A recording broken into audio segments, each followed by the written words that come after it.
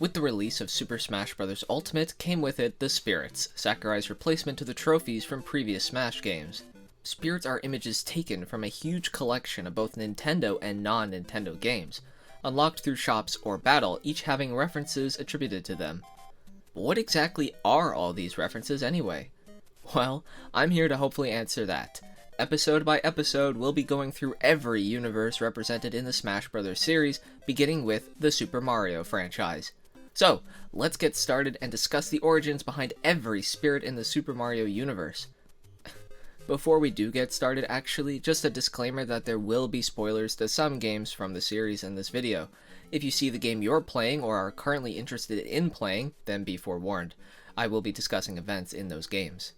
Okay, without further ado, let's officially start this, beginning with the Super Mushroom. An item so iconic that it represents the Mario series as a whole in Smash Bros. Even outside of it, people know its recognizable shape. In its first appearance, the Super Mushroom caused Mario and Luigi to grow in height, allowing them to destroy bricks and take an extra hit of damage. Also being in this form would allow other power-ups like the Fire Flower to emerge from question blocks.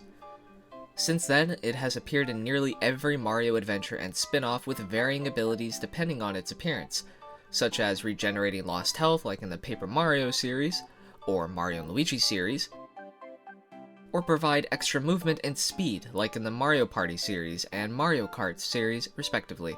In Smash, the Super Mushroom does not feature a spirit battle, but its ability of increasing stats after eating can be seen as a reference to the Super Mushroom's abilities throughout the series. Outside of its spirit appearance, the Super Mushroom is also an item, doing what it does in its home series of making people grow in size. In Smash, however, it increases the fighter's weight and damage output, although it also makes them an easier target as well. Fire Flower. A flower with cute eyes surrounded by rings of yellow and red. Appearing in Super Mario Bros. For the NES back in 1985, the Fire Flower granted either brother the ability to shoot fireballs out of their hands, also changing their wardrobe, with Luigi gaining his own fire design in Super Mario World. The Fire Flower made dealing with a lot of enemies far simpler and easier, removing stress when encountering enemies like Piranha Plants or Spinies, or even bosses like the Koopalings and Bowser. The power-up lasted with you until you took a hit of damage, causing your sick new clothes to return back to normal, and for your ability of shooting fireballs to vanish along with it. However, in the Super Mario Galaxy games, the fire form was on a limited timer, meaning you had to act fast with whatever it was you needed to do with the Fire Flower's abilities. Like the Super Mushroom, the Fire Flower makes several appearances outside of the mainline entries, such as the Mario Kart series and the Mario & Luigi RPGs for some examples. The Fire Flower in these games was also not permanent and only lasted with you for a limited time or until your move ended. In Smash, the Fire Flower spirit spawns you with the Fire Flower item. However, the way the Fire Flower behaves in Smash shares no resemblance to its home series appearances, behaving more like a flamethrower rather than spewing fireballs. Superstar. Not to be confused with Power Stars, which are entirely different beasts. Superstars provide its user with a brief moment of invincibility, allowing them to breeze through enemies with relative ease and even gain extra lives if taking out a consecutive amount of them. Its abilities have never really been altered, sticking to its invincibility gimmick. Due to this power, the Superstar isn't very common, so when you do see it, take full advantage of its power. Unlike our previous spirits, the Superstar does have a spirit battle, so let's discuss what the battle features and what its references are. The battle features the star as a frequent item to appear and also has scripted invincibility for Rosalina. Rosalina has an affinity with Galaxy's Power Stars, the main collectible in that game, with its first appearance as a collectible being in Super Mario 64. Hence the game's main theme playing throughout the battle and using the stage that's on top of Mario 64's Peach's Castle. Her final smash is her summoning a Grand Power Star fitting with the star theme of the battle. Also, she's yellow, cause star. Metal Mario. The form that Mario would take after interacting with the Metal Box, which first appeared in Super Mario 64. In his metal form, Mario would be able to traverse on the floor in any body of water without need of oxygen either, which also allowed him to walk through poisonous areas. He also gains invincibility and can defeat enemies by barging into them, similar in a sense to the Superstar. Further in similarity to the Superstar is that the metal form is only available to Mario for a limited time before he returns to normal. Instead, one of the other playable characters, Wario, gains access to the metal box. Metal Mario eventually became his own character, first appearing individually of Mario in Mario Kart 7, and again in Mario Kart 8 and its Switch port. However, this is technically not true, as in Super Smash Bros. Melee, Metal Mario is a mini-boss of sorts in the game's adventure mode, with Metal Luigi appearing alongside him if the player has unlocked Luigi. In Ultimate Spirit Battle, Metal Mario is represented by Mario, who'd have imagined, but in his gray and white alt. Although since he is covered in metal via the Metal Box item, you won't really notice this anyway. If we're going to ignore that he's metal, then the gray coloration is obviously a reference to the metal form. The stage is not exact, but it's a similar idea to, you guessed it, the secret metal cap area hidden inside the Hazy Maze cave from Super Mario 64, with the crystals in the background as a clear reference to the stage you fight Metal Mario on in the original Super Smash Bros., the music also the same one from said fight. In fact, most of the spirit appears to reference the 64 and Melee boss fights, with his slow movement replicating that of the originals. For some final trivia, the Mario universe is the only one to get special treatment to its logo outside of a design change.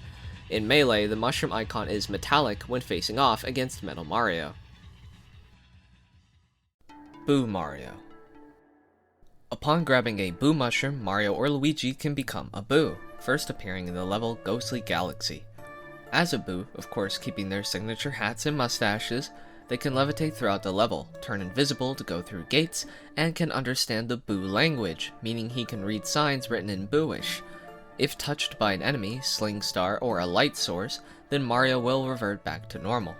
This power-up has limited appearances, even more so in Super Mario Galaxy 2. The fighter to represent Boo Mario is Mario. Again, what a shocker. Also in the gray and white alt, the white being the key focus here due to its shared shade with the Boo species. The stage is Dracula's Castle, a reference to both the haunted mansions throughout the Mario series and the Ghostly Galaxy level in which the Boo mushroom first appears.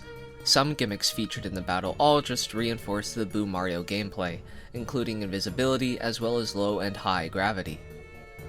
The music choice is because it's the closest thing the Mario series has in Smash that can represent Ghostly Galaxy, aside from an easy pick like Luigi's Mansion. However, the castle theme does get featured in Boo Moon Galaxy's theme in Super Mario Galaxy 2, where the Boo mushroom is also featured. When the Boo Mario spirit is equipped, the player will be given the lightweight ability, once again referencing the levitation ability that Boo Mario has. Rock Mario. With Super Mario Galaxy 2 came new power-ups, of course, one being the Rock Mushroom, which allowed Mario or Luigi to roll into a boulder to destroy objects, crush most enemies, or even go bowling, which is exactly what it was used for in its first appearance, being Boulder Bowl Galaxy. Like the Boo Mushroom before it, the Rock Mushroom made very limited appearances, I'd say even less than the Boo Mushroom. In Rock Mario's Spirit Battle, Jigglypuff mainly relies on their neutral special, which has Jigglypuff spin into a ball and roll around the stage, referencing Rock Mario's prime ability. To further show reference to this, the neutral special's strength has been increased, and Jigglypuff is coated in metal, appearing similar enough to a boulder. As for the alt chosen for Jigglypuff, the best I can think of is it's wearing a hat, which is close enough to representing Mario, I guess. The theme chosen is Melty Monster, a theme from Super Mario Galaxy 2, a galaxy that features the Rock Mushroom power-up. The stage itself, however, serves no direct reference, aside from the fact that it's a galaxy stage. When the Rock Mario spirit is equipped, the player will be granted additional physical strength, once again serving reference to the Boulder Dash's strength that the Rock Mushroom provides. Gold Mario. Appearing in New Super Mario Bros. 2, a game all about collecting coins, came with it a new power-up called the Gold Flower, turning Mario into solid gold, or silver for Luigi. Releasing golden fireballs that turned anything it touched into a series of coins for you to collect. The Gold Flower also can defeat any enemy and boss with a single hit, with some exceptions. However, due to the power-up's ability and strength, Mario will revert to Fire Mario upon completing a level. The golden form for Mario still makes some appearances, even being playable in Mario Kart 8 Deluxe, being an unlockable skin for Metal Mario upon completing all cups on 200cc. There was also a gold Mario amiibo, but I don't have it. I nearly did, but I had no money! The Spirit's super armor ability does not seem to be in reference to anything specific to Golden Mario, and perhaps just a reference to the fact that he's made of solid gold. This Spirit does not feature a Spirit battle. Fox Luigi. Though I have listed its first appearance as New Super Mario Bros. 2, this is only true in relation to the Fox appearance that Luigi takes. The origin of the power-up itself is Super Mario Bros. 3, where Mario gained a raccoon tail and ears, which is still true to this day. Luigi just looks different now to keep him unique from his brother. When running with the power-up equipped, you build up a power meter. Once said meter is filled, Luigi can take to the sky and bounce, or slowly descend by fluttering. The tail can be used to reflect projectiles or defeat enemies. Around 2011, when the Super Leaf made its grand return, it also get featured as an item in Mario Kart 7, protecting the driver from incoming items, as long as they're spinning their tail. With all this talk about Luigi wearing fox tails and ears, it only makes sense for the fighter to represent Luigi to be Luigi, specifically his yellow alt, which is obviously referencing the color scheme of his fox-based editions. He is also equipped with the Super Leaf item, which he uses to hover around the stage, referencing the previously mentioned abilities of the Super Leaf. Oddly enough, the stage chosen is Mushroom Kingdom U, based on New Super Mario Bros. U. The reason this is odd is the Super Leaf does not appear in that game, so why didn't they just choose the Golden Plain stage instead is beyond me. The music of the stage is the overworld theme from Super Mario Bros. 3, the original appearance of the Super Leaf power-up. Featured in the Spirit Battle are heavy winds in reference to the Super Leaf's flying ability once again, although this is more of a loose reference as no heavy winds really exist in New Super Mario Bros. 2. Finally, the Spirit's easier dodge ability is possibly a reference to the Super Leaf's added movement abilities, making dodging and defeating enemies and obstacles far easier. Flying Squirrel Toad. In the year 2012 came the Wii U launch title New Super Mario Bros. U, Mario's first real HD adventure if you think about it. In this game, the Super Acorn was introduced, dressing Mario and the rest of the playable cast in a flying squirrel suit. In this form, you could bounce and glide using the wings of the suit and cling onto walls. Although this bounce could only be done once per flight, unlike other flying-related power-ups in the series. I think Nintendo isn't a big fan of this power-up, as it has yet to return in a mainline Mario game, outside of its needed appearance in the U art style in Super Mario Maker and its sequel. So, let's discuss the Oh, I see. To represent Toad in his flying squirrel suit, we have a Mii sword fighter in a monkey costume, with a mushroom cap on. I guess the fuzziness of the monkey's fur is meant to represent a squirrel, while the mushroom cap is pretty obvious. The Mii is also equipped with a tanuki tail, which is there to represent the flying squirrel's gliding ability. The stage itself is a direct reference to Acorn Plains, the first world of New Super Mario Bros. U, and where you'd find the Super Acorn, if you couldn't figure that out. When one has the Super Acorn suit on, you can kind of bounce up and spike downwards, the Mii sword fighter having increased jumping strength and favoring side specials, which causes them to slam downward, is again in reference to the Super Acorn's abilities. This up and down ability is also seen in the Spirit's ability, called Toss a Meteor. The music choice is basic, being the ground theme of New Super Mario Bros. U. Baby Peach. In her first in-game appearance, Baby Peach's castle was invaded by an alien species known as the Shroobs. Realizing the danger around them, Baby Bowser calls in for Kamek to help him escape, also bringing the princess and the Mario Brothers along with him.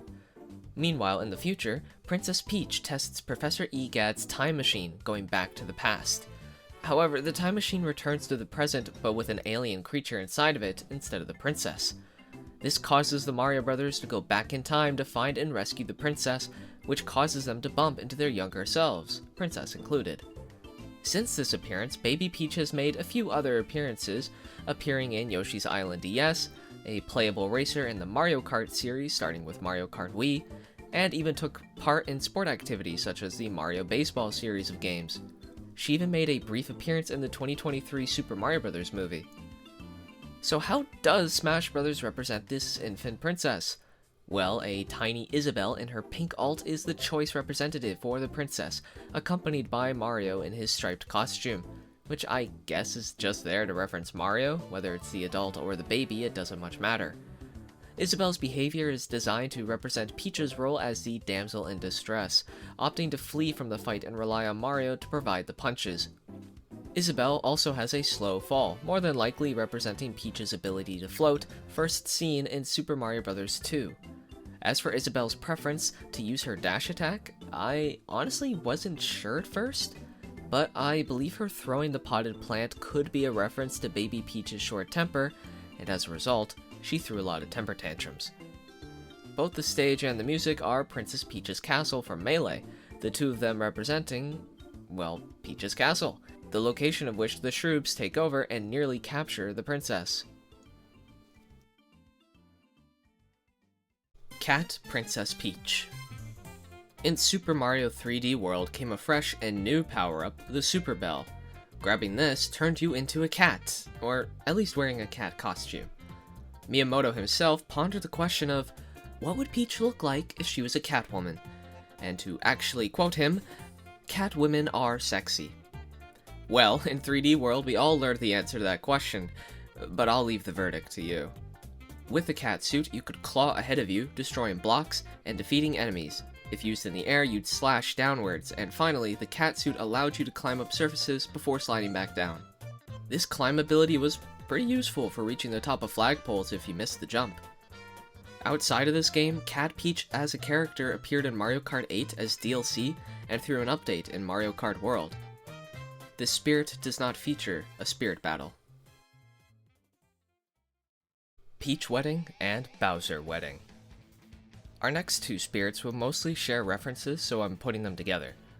In Super Mario Odyssey, Bowser once again kidnaps Princess Peach, although this time with full intent on marrying her. Defeating Mario and kicking him off his airship and down to the unknown continent below, Bowser travels to the moon while his minions secure everything he needs for his grand wedding. As a result of this wedding, both Bowser and Peach are dressed for the occasion, with Peach's tiara actually being Cappy's sister. Mario rushes off across the globe, collecting power moons to fuel his odyssey so he can crash the wedding and save the princess. The battles for both spirits are in reference to the game's plot, with you acting as Peach's protector in Bowser's spirit battle, and you going after Peach in hers, while Mario tries to defend her. Peach and Bowser sport their white or gray alt costumes to reference their wedding attire as well. The stage choice for both battles is New Donk City Hall. Although this stage may not be where the final battle takes place, it is a stage that's representing Super Mario Odyssey, so it makes sense regardless. As for the music? In Bowser's spirit battle, it is the Underground Moon Cavern theme, which plays in the final section of the game, so it's fitting. While Peach's is one of Pauline's songs, Break Free, Lead the Way, which plays when Mario captures Bowser and escorts Peach out of the crumbling depths of the moon. A banger song, mind you. When it comes to their spirit ability, it was harder for me to pin down. Bowser doesn't have any, while Peach has critical healing, which restores lost health or gained percentage when at critical damage. I guess this could just represent Mario's motivation to rescue her and the strength it gives him? Toad. First appearing in the original Super Mario Bros. With the infamous quote of, "Sorry Mario, but our princess is in another castle." Since then, Toad has been in basically every mainline and spin-off Mario game, acting as Peach's bodyguard, although they are truly terrible at their jobs. Their role as bodyguard, though, is represented in Peach's neutral special. In the end, it's more Mario, Luigi, or even Peach herself who protects the Mushroom Kingdom. But that's not to say all Toads are useless, as a Toad himself became a playable character in Super Mario Bros. 2, helping save Subcon from Wart's rule. Throughout the series, Toad usually appears as a citizen of the Mushroom Kingdom, a tutorial guide for the brothers, a gift giver, a banker, a save feature, shopkeepers, racers, athletes, party hosts, and more. To represent Toad is a Mii fighter in a Toad costume. I feel there isn't much more I can say in regards to that. The Mii Brawler favoring side specials, which has the Mii grab and suplex you, is a reference to the plucking of vegetables in Super Mario Bros. 2, Toad's first playable appearance as mentioned earlier. The stage being Peach's castle is an obvious reference to the Toad's allegiance and loyalty to both the Mushroom Kingdom and Princess Peach. The music that plays is Plucky Past Beginnings from Captain Toad Treasure Tracker, which isn't a theme for this Toad in particular, but it is a Toad-focused game. In fact, now that we've mentioned him, Captain Toad. This is Captain Toad, a fearful but fearless explorer for all things shiny and golden, appearing in Super Mario Galaxy, leading the Toad Brigade aboard their own vessel, the Starshroom. Mario first meets Captain Toad in Honey Hive Galaxy, originally traveling with Luigi, but they got separated. Captain Toad's role in the game was to track down Power Stars and notify Mario of them when he was out doing his own searching. The character seemed to have been liked by Nintendo as he made a return in Super Mario 3D World, having his own small puzzle-based levels where he'd need to collect a series of green Power Stars in a cube-based grid-like environment. This specific spin-off game mode took a shine to the developers, and a full Captain Toad game was greenlit, releasing a year later. I personally love this game, and I beg that they make a sequel. The game had Captain Toad embark on an adventure to collect as many Power Stars as he could get his little hands on. But a mean-spirited bird named Wingo steals the treasure that Captain Toad was just about to take for himself. Since then, Captain Toad's kind of become a main character in the Mario series, though he does keep his appearances limited. He does, however, appear in Super Mario Odyssey, Super Mario Bros. Wonder, and as a playable racer in Mario Kart Tour. Captain Toad does not have a spirit battle. Toadette. First introduced to the Mario universe in Mario Kart Double Dash to serve as Toad's racing partner, she quickly became a mainstay, usually playing small supportive roles like teaching Mario how to use his new hammers or boots in Paper Mario: The Thousand-Year Door, or even larger roles like in Super Mario Bros. Wonder and New Super Mario Bros. U. And we'll get to you eventually. She's also been featured in the Mario Party series starting from 6 as a playable character, to a party host, and then back to playable character. Over in Captain Toad Treasure Tracker, Toadette was accompanying the adventure on his adventure until the two of them got separated when Wingo stole the Power Star that Toadette was holding. Her spirit is taken from this game in charge of an exploration crew that specializes in finding SP, the currency in World of Light and the Spirit Board. Toadette being a treasure hunter is the obvious source of inspiration for this unique trait. However, unlike the Captain, Toadette does have a spirit battle. Representing Toadette is Villager in her pink dress and pink hair, matching Toadette's own color scheme. Alongside her is a Mii Brawler in a red Toad outfit, also matching Captain Toad's color scheme. Toadette being easily distracted by items is related to her treasure hunting occupation, and perhaps a further reference to her getting scooped up by Wingo due to the Power Star capturing her attention. The stage is the Great Cave Offensive, which I guess could connect with the treasure hunting aspect of Captain Toad Treasure Tracker, while the music is once again Plucky Past Beginnings, the first level of the game. Toadsworth.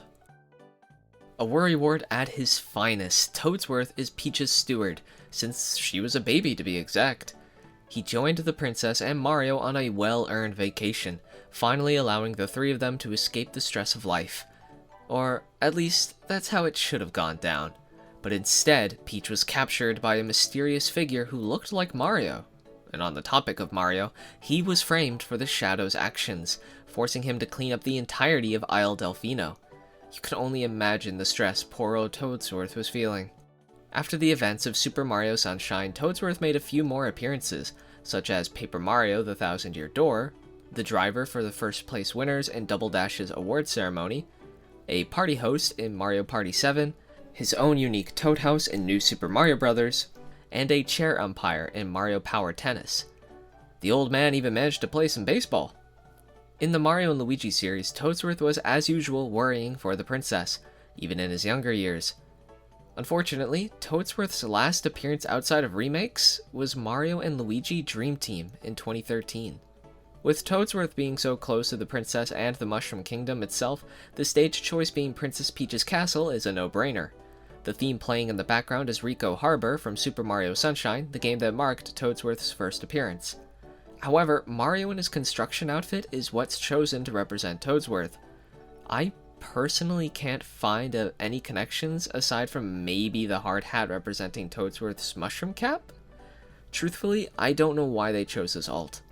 Anyway, the ability that the Toadsworth spirit provides is spawning in with the Rambling Evil Mushroom item from the Earthbound series. The name of the item, specifically the Ramblin' part, could have been why it was chosen as, let's be real here, Toadsworth is a bit of a yapper. Or the more likely case, a reference to his cane, which is a mushroom on a stick. Waluigi time! You've got that right. In the year 2000, Waluigi made his presence known to the universe. Prior to his tennis debut, Waluigi was a hard-working civilian who sought to make a name for himself.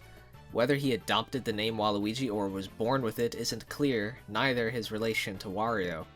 As I just mentioned, Waluigi's debut appearance in Mario Tennis for the N64, acting as Wario's tennis partner and Luigi's rival. Waluigi's rivalry with Luigi only grew with time, even developing feelings for Princess Daisy, whom Luigi was already infatuated with. Outside of tennis, which is Waluigi's favorite sport, the lanky rival would play the role of main villain in Mario Party 3, where the player must take the fight to him on a Waluigi Island. He's also the one who instigated the plot to go into motion in Dance Dance Revolution Mario Mix by trying to steal from the Truffle Tower. Despite Waluigi's large presence in the Mario franchise, he's never once appeared in a mainline Mario game, or even a Wario game. He has strictly stayed in the Mario spin-offs, specifically the Mario Party series and the various sporting events, kart racing included, getting some of the best tracks in the series. Instead of making it into the Smash series as a playable fighter, Waluigi has been limited to the status of Assist Trophy. But they did provide him with a Spirit Battle, beginning with the fighter who represents him. Ooh, Waluigi's not gonna like that. His representation is through Luigi in a Waluigi cosplay, although this was made inaccurate in Ultimate as they changed Luigi's L to purple instead of yellow, and for some reason gave the yellow letter to Mario's Waluigi alt. Why does he even have... whatever. However, not all is lost for Waluigi, as he does physically appear in the battle via the Assist Trophy, coming in to kick you with his long legs and slap you with his tennis racket. Actually, his long legs and kicking play a role in his Spirit's ability, which increases your foot attack. The theme is the iconic Waluigi pinball from Mario Kart DS, which I don't think needs any explaining.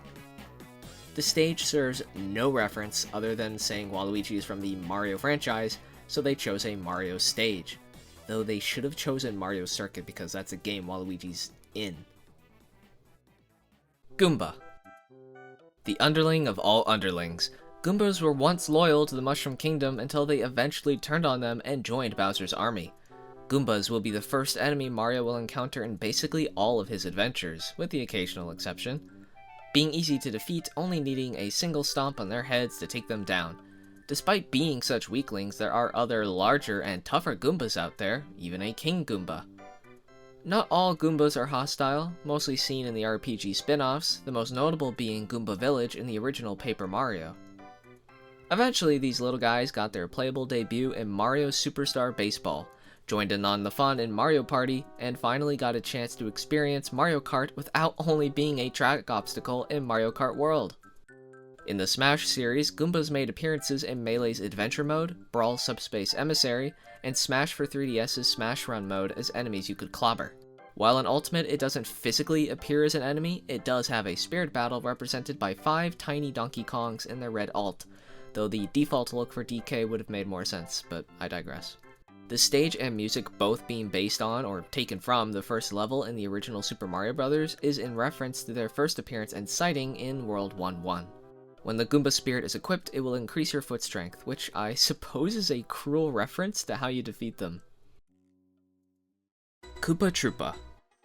Next in Bowser's army of misfits is the Koopa Troopa, a turtle who wanders forward, similar to the Goomba, although defeating them requires booting their shells off into the void or crushing them when they're out of their shells like in Super Mario World. You could even steal their shells and ride around in them in Super Mario 3D World. Green-shelled Koopas will wander forward even if there's an endless pit, plunging down to their dooms, while red-shelled Koopas will turn around when they meet the end of a platform. This difference between them exists even in Mario Kart, as green shells will bounce around wildly, while red shells will home on to the target in front of you. Funnily enough, Koopa's first playable appearance was in a Mario Kart game, being Super Mario Kart for the SNES, and has surprisingly stayed a playable character in almost every Mario Kart game since. Many types of Koopa Troopas exist, far too many to list in the short time I'm giving everyone in this video. But just know, there's a lot of them. Koopas have also aided Mario in his adventures, some examples being Kooper from Paper Mario, and Koops in the sequel. So who else to represent a turtle enemy from Mario than a turtle from Pokemon? In this battle, you'll face off against Squirtle and its green ult, obviously replicating the more common green-shelled Koopa Troopa, the same one the spirit borrows its image from. Speaking of, the green shell item spawns frequently through the battle, which the Koopa spirit provides you with. The boosted defense given to Squirtle references the way you usually defeat Koopas, requiring a disposal of their shells to prevent them from returning, or in the RPG games where Koopas have an extra point of defense compared to Goombas. Finally, the stage chosen is Golden Plains, based on World 1 of New Super Mario Bros. 2, which does feature Koopa Troopas as a common enemy. The theme, however, does not match the stage, instead being from the original New Super Mario Bros. On the DS, though this obviously still features Koopas. Also, for some reason in Super Mario World when you beat the game, this happens to all the Koopas. Hammer Bro. Another member of the Koopa family, wearing bulkier shells and helmets, tossing hammers and arcs towards the incoming plumbers or anyone who accompanies them. Their hammers have caused the losses of many lives for so many people, myself included. Usually appearing in pairs, hopping between two platforms while throwing their hammers, dominating the area they reside in, and requiring a careful approach. Thankfully, they are not common encounters, so you won't need to overly worry about them. Later entries provided other variants, such as Fire Bros, Ice Bros, and Boomerang Bros, to mention a few. Unlike our previous enemies, the Hammer Bro is featured in Smash as an assist trophy, starting with Brawl. This assist trophy is actually part of the Spirit Battle, assisting the fighter who represents them, being a yellow Yoshi. The green boots and yellow skin matches the Hammer Brother. The only major difference outside of the general, physical differences is the shell on Yoshi's back does not match the Hammer Bro. To reference the Hammer Bro's love of throwing hammers, Yoshi will rely on its up special, which has Yoshi toss eggs in arcs, just like the Hammer Bro's hammers. The battlefield form being chosen for the stage, I'd assume, is because of the platforms around the stage and, as I mentioned before, is part of their gimmick, as they like to hop between them. The music is the ground theme from Super Mario Bros. 3, leading me to assume that the grassy stage was chosen for more than just the platforms, but a specific reference to the enemy course in the first world of Super Mario Bros. 3, the Grassland. As for the Hammer Bros. Spirit ability, it increases your jump height, again referencing their love to bounce. Lakitu and Spiny. A member of the Koopa family that hides in the clouds, tossing down Spinies, a spiky-shelled Koopa that can only be defeated via a Fire Flower, Ice Flower, Pow Block, or Superstar. If the Lakitu is defeated, Mario can then hijack the cloud for himself and float through the level before the cloud dissipates. Anytime a Lakitu is featured in a level, my stress levels rise, as for some reason I experience skill issues with these fellas. Being a nuisance isn't the only thing a Lakitu is known for, however. In Super Mario 64, Lakitu's fishing rod held a camera, acting as your camera. And in the Mario Kart series, Lakitu pulled racers out of pits and back onto the track, with one Lakitu even becoming playable in Mario Kart 7. Lakitu is also featured as a boss fight in Mario Party 9, and as an assist trophy in Brawl, taking their design from the original Super Mario Bros. In Smash, Lakitu is represented by Iggy, one of the 7 Koopalings, while the Spinies are 8 small Bowsers in their red alt. The glasses on Iggy and his wild hair choice resembling that of a Lakitu's small hairs on the top of his mostly clean head, while Bowser's similarity with the Spinies don't need any explanation. More Bowsers spawning in to replace fallen Bowsers is a reference to the Lakitu's ability of tossing Spiny eggs constantly, covering the area in Spinies. That's about it for references on these two, quite frankly, aside from the stage and music choice representing the original Super Mario Bros., the game these two made their first appearances in. When the spirit is equipped, your weight decreases, a reference to the cloud that Lakitu uses and how you could ride on it yourself. Blooper. A squid-like creature found in underwater levels since the original Super Mario Bros., swimming in zigzag patterns that can easily throw you off or provide you anxiety as it inches closer and closer. Originally called Bloober until the late 90s, Blooper play fairly small roles in the series when they're not being an antagonistic force in underwater levels. Although in Mario Kart DS, the blooper got a chance to become an item that squirted ink on the player's screen, affecting their sightlines. An item that still exists in the Mario Kart series to this day. Blooper even got a moment to be a playable character for the first time in Mario Party 8, and then never again. In Super Mario Sunshine, a large blooper named the Gooper Blooper appeared as a mini-boss along with colored blooper racers that Mario could surf on. The Spirit Battle contains 3 Inklings in their Cyan alt, Inklings being the most obvious choice due to their squid relation and ability to become said squid. The design of Splatoon's squid already resemble a blooper as it is. The 3 of them jump often, representing the zigzag movements of the blooper in its home series, the low gravity enforcing the reference more to resemble the feeling of being underwater. The stage choice is Delfino Plaza in its battlefield form. I assume the reason behind Delfino Plaza is for one, I already mentioned that bloopers have roles in Sunshine, but secondly, it's the only Mario stage to feature a lot of water. To accompany the water motif is a remix of the underwater theme from the original Super Mario Bros. And finally, the ability granted to you when you equip the blooper spirit is decreased weight, again referencing the underwater habitat of the blooper. Bullet Bill. A flying bullet with angry eyes and clenched fists that charge forward, fired away off screen or from a bill blaster. Bullet bills are immune to all forms of damage except for being jumped on. Bullet bills are often fired continuously except when Mario is standing next to a bill blaster, similar to a pipe that contains a piranha plant. When Mario made the jump to 3D, bullet bills had to adapt to their new surroundings, gaining a homing ability to assist themselves in taking down Mario. This homing ability was kept even in the 2D games, but given to the Bullseye Bill variant. In Mario's latest 3D adventure, Mario could possess a bullet bill with the help of Cappy. When it comes to the spin-offs, bullet bills play the role of a catch-up item in the Mario Kart series starting from Wii, transforming the player into a bullet bill that flies through the crowd, assisting you if you've fallen too far behind. Over in Smash, bullet bills appear as an item that behave as they do in the Mario Kart series, transforming a fighter and blasting them forward a short distance while damaging anyone caught in their path. The fighter to represent the bullet bill uses this item as they fall along the stage, the fighter being Captain Falcon, 4 of them to be specific, each in their black uniform to match the bullet bill's color scheme. Captain Falcon was more than likely chosen due to the speeds that F-Zero vehicles can achieve, and maybe the shape of the eyes on Captain Falcon's visor. The stage is Mushroom Kingdom, similar to World 5-1 where the Bullet Bill first appears. The music is the Airship Fortress theme from Super Mario Bros. 3, a fitting theme as bullet bills are often highly present on these levels. Maybe one day we'll get an Airship Fortress stage in Smash. Bonsai Bill. Renamed to Bomber Bills around the release of the Super Mario Bros. Movie, the Bomber Bill is essentially a much larger bullet bill, requiring you to duck down or jump over it, or on it, to take it down as it shares the same weakness as its smaller relatives. Due to their size, bomber bills are seen more sparingly.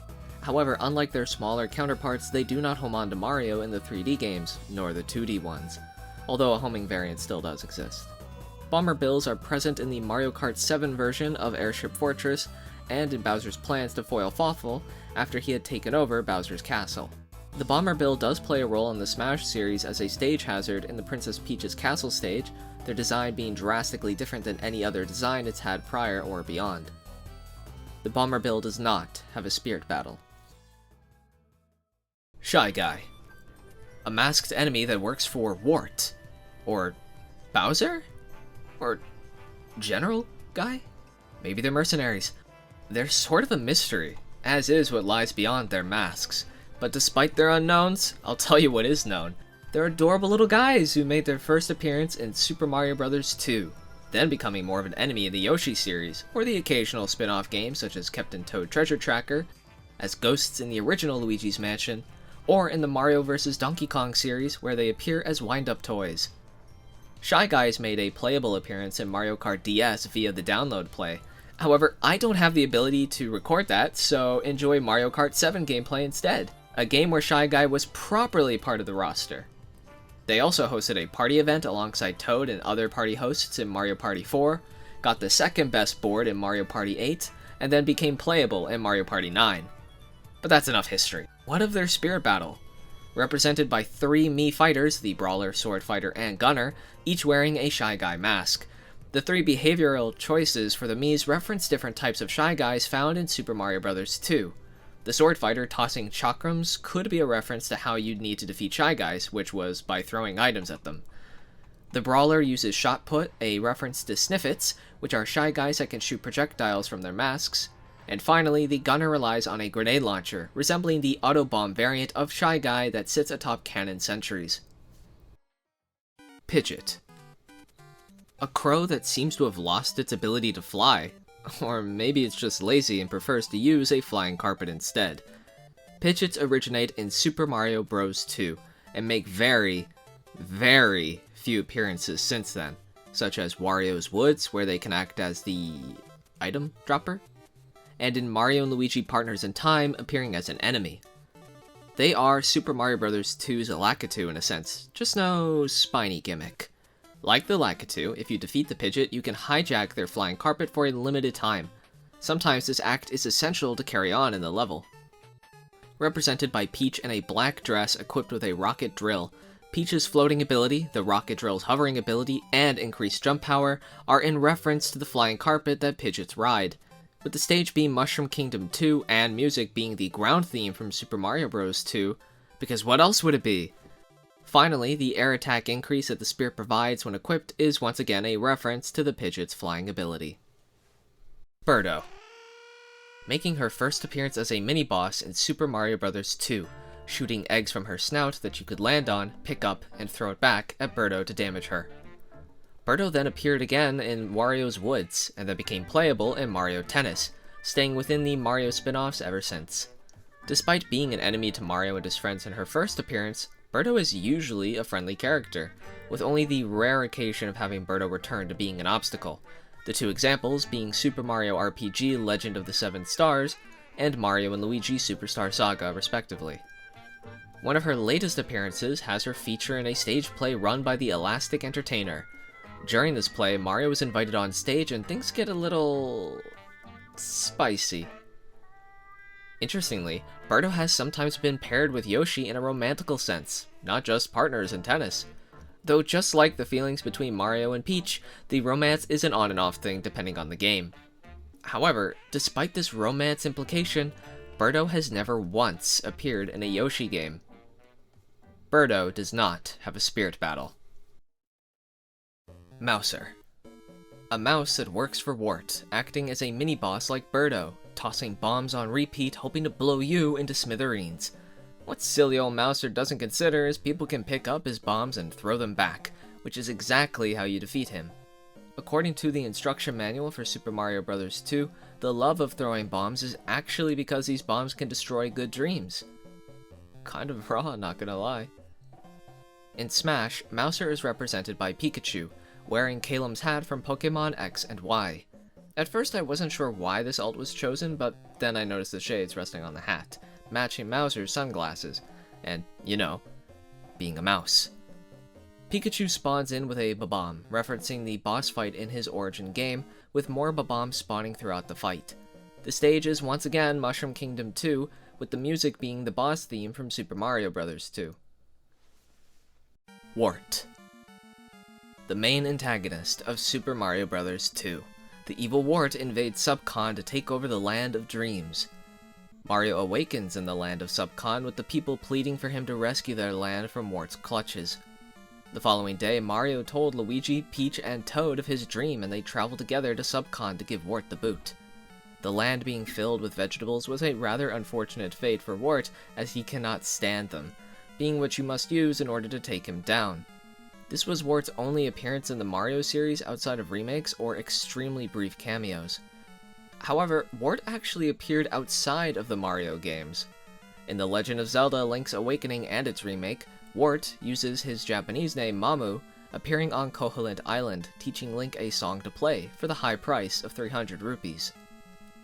In Smash, Wart is represented by King K. Rool using his blue alternate instead of his more suitable default. The two of them are both reptiles who wear crowns and capes.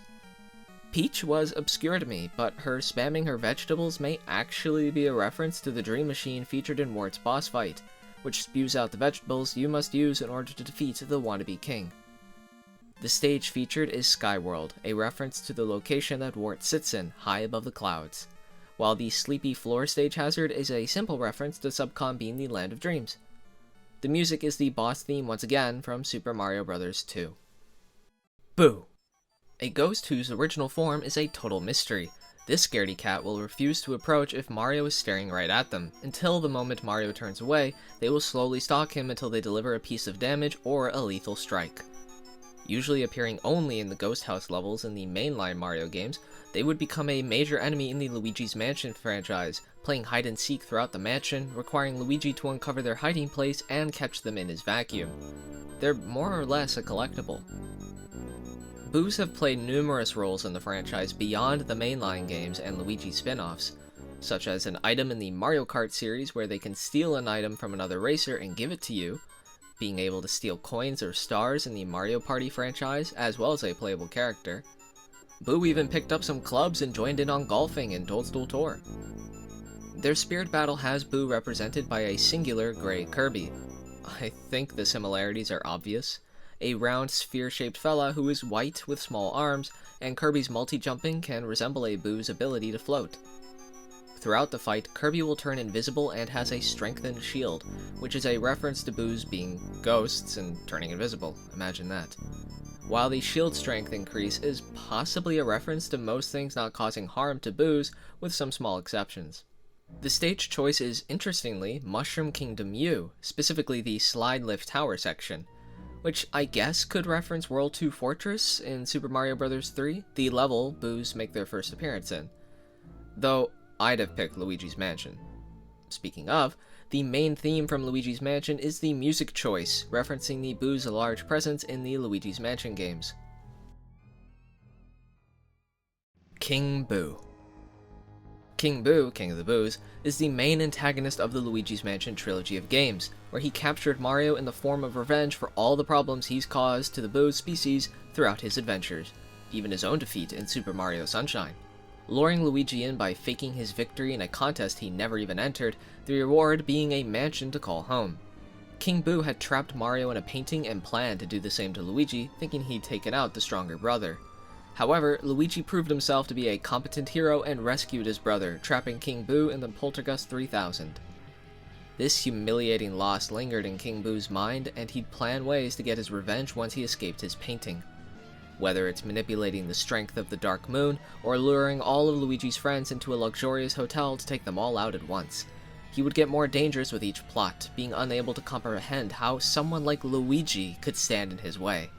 Outside of trying to take Luigi out of the picture, King Boo has made his first playable appearance in Mario Kart Double Dash, and has made other appearances in the Mario spin-offs, such as a boss fight in Mario Party 9, a rival competitor in Mario and Sonic at the Olympic Winter Games, and would make his second mainline appearance as an enemy in Super Mario Bros. Wonder. Unfortunately, King Boo does not have a spirit battle. Bob-omb.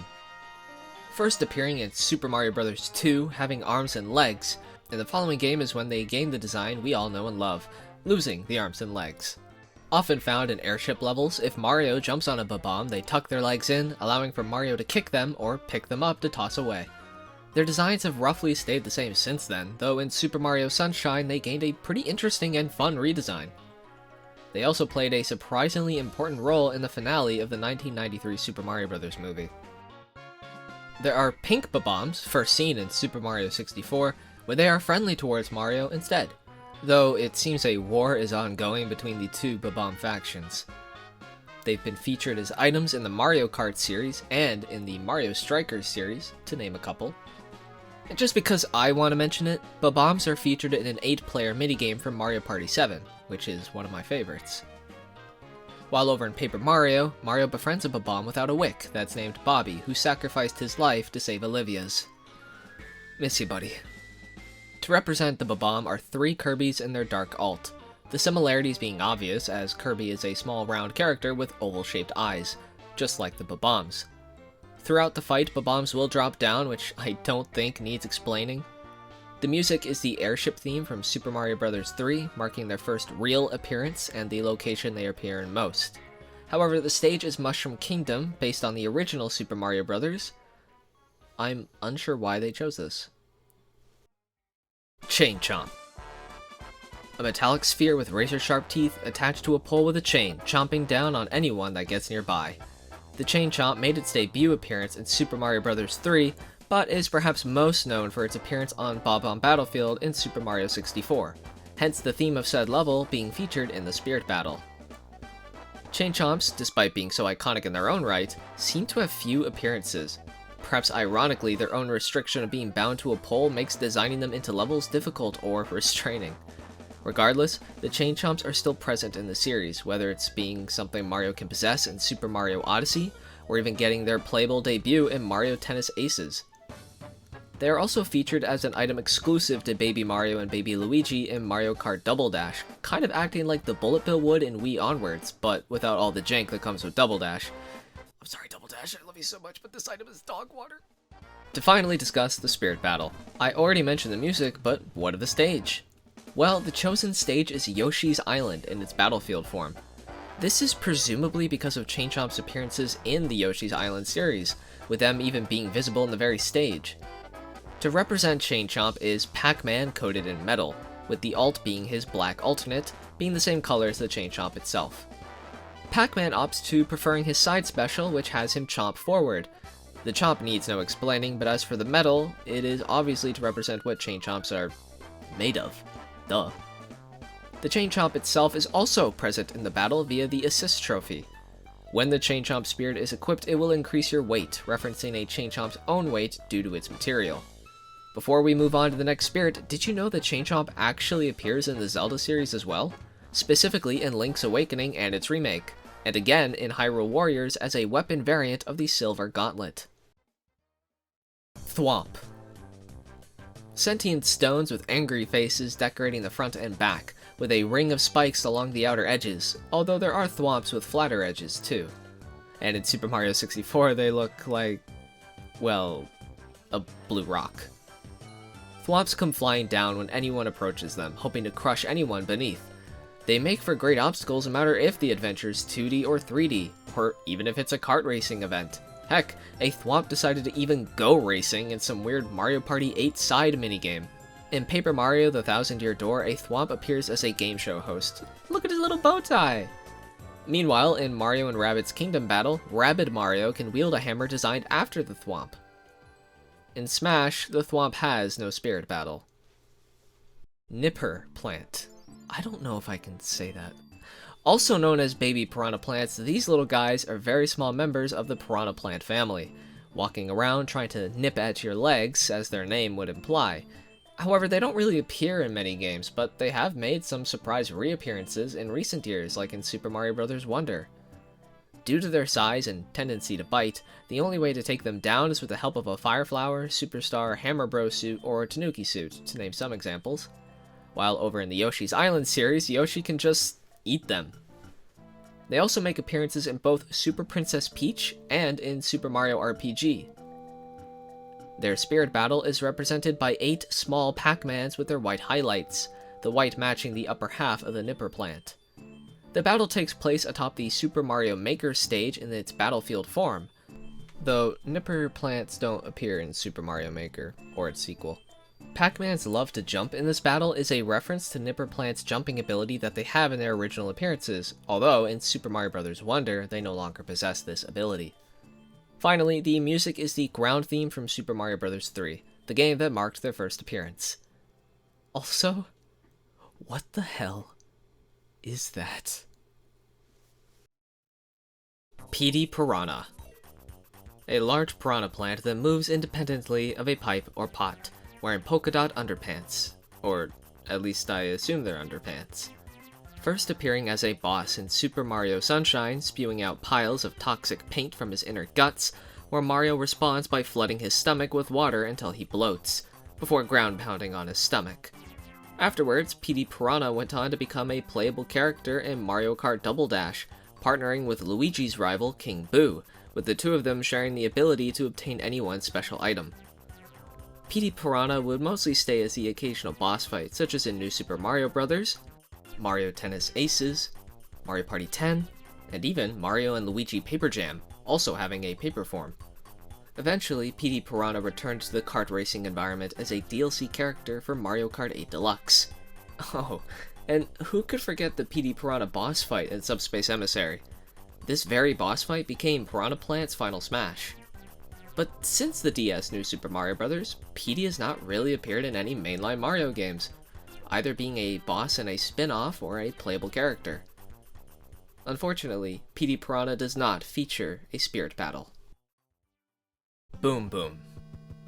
Making his debut in Super Mario Bros. 3, Boom Boom is a member of the Koopa family, found in fortresses in hopes of crushing the Mario Brothers, by jumping towards them, growing spikes on his shell, or even flying. However, it seems the Mario Brothers really did a good number on him, because Boom Boom would never be seen again until 2011 Super Mario 3D Land. Now it seems like we can't get rid of the guy. Joining in on the fun in Mario Tennis Aces, replacing the critters as goalies in Mario Strikers Battle League, which, by the way, they're actually terrible at their jobs.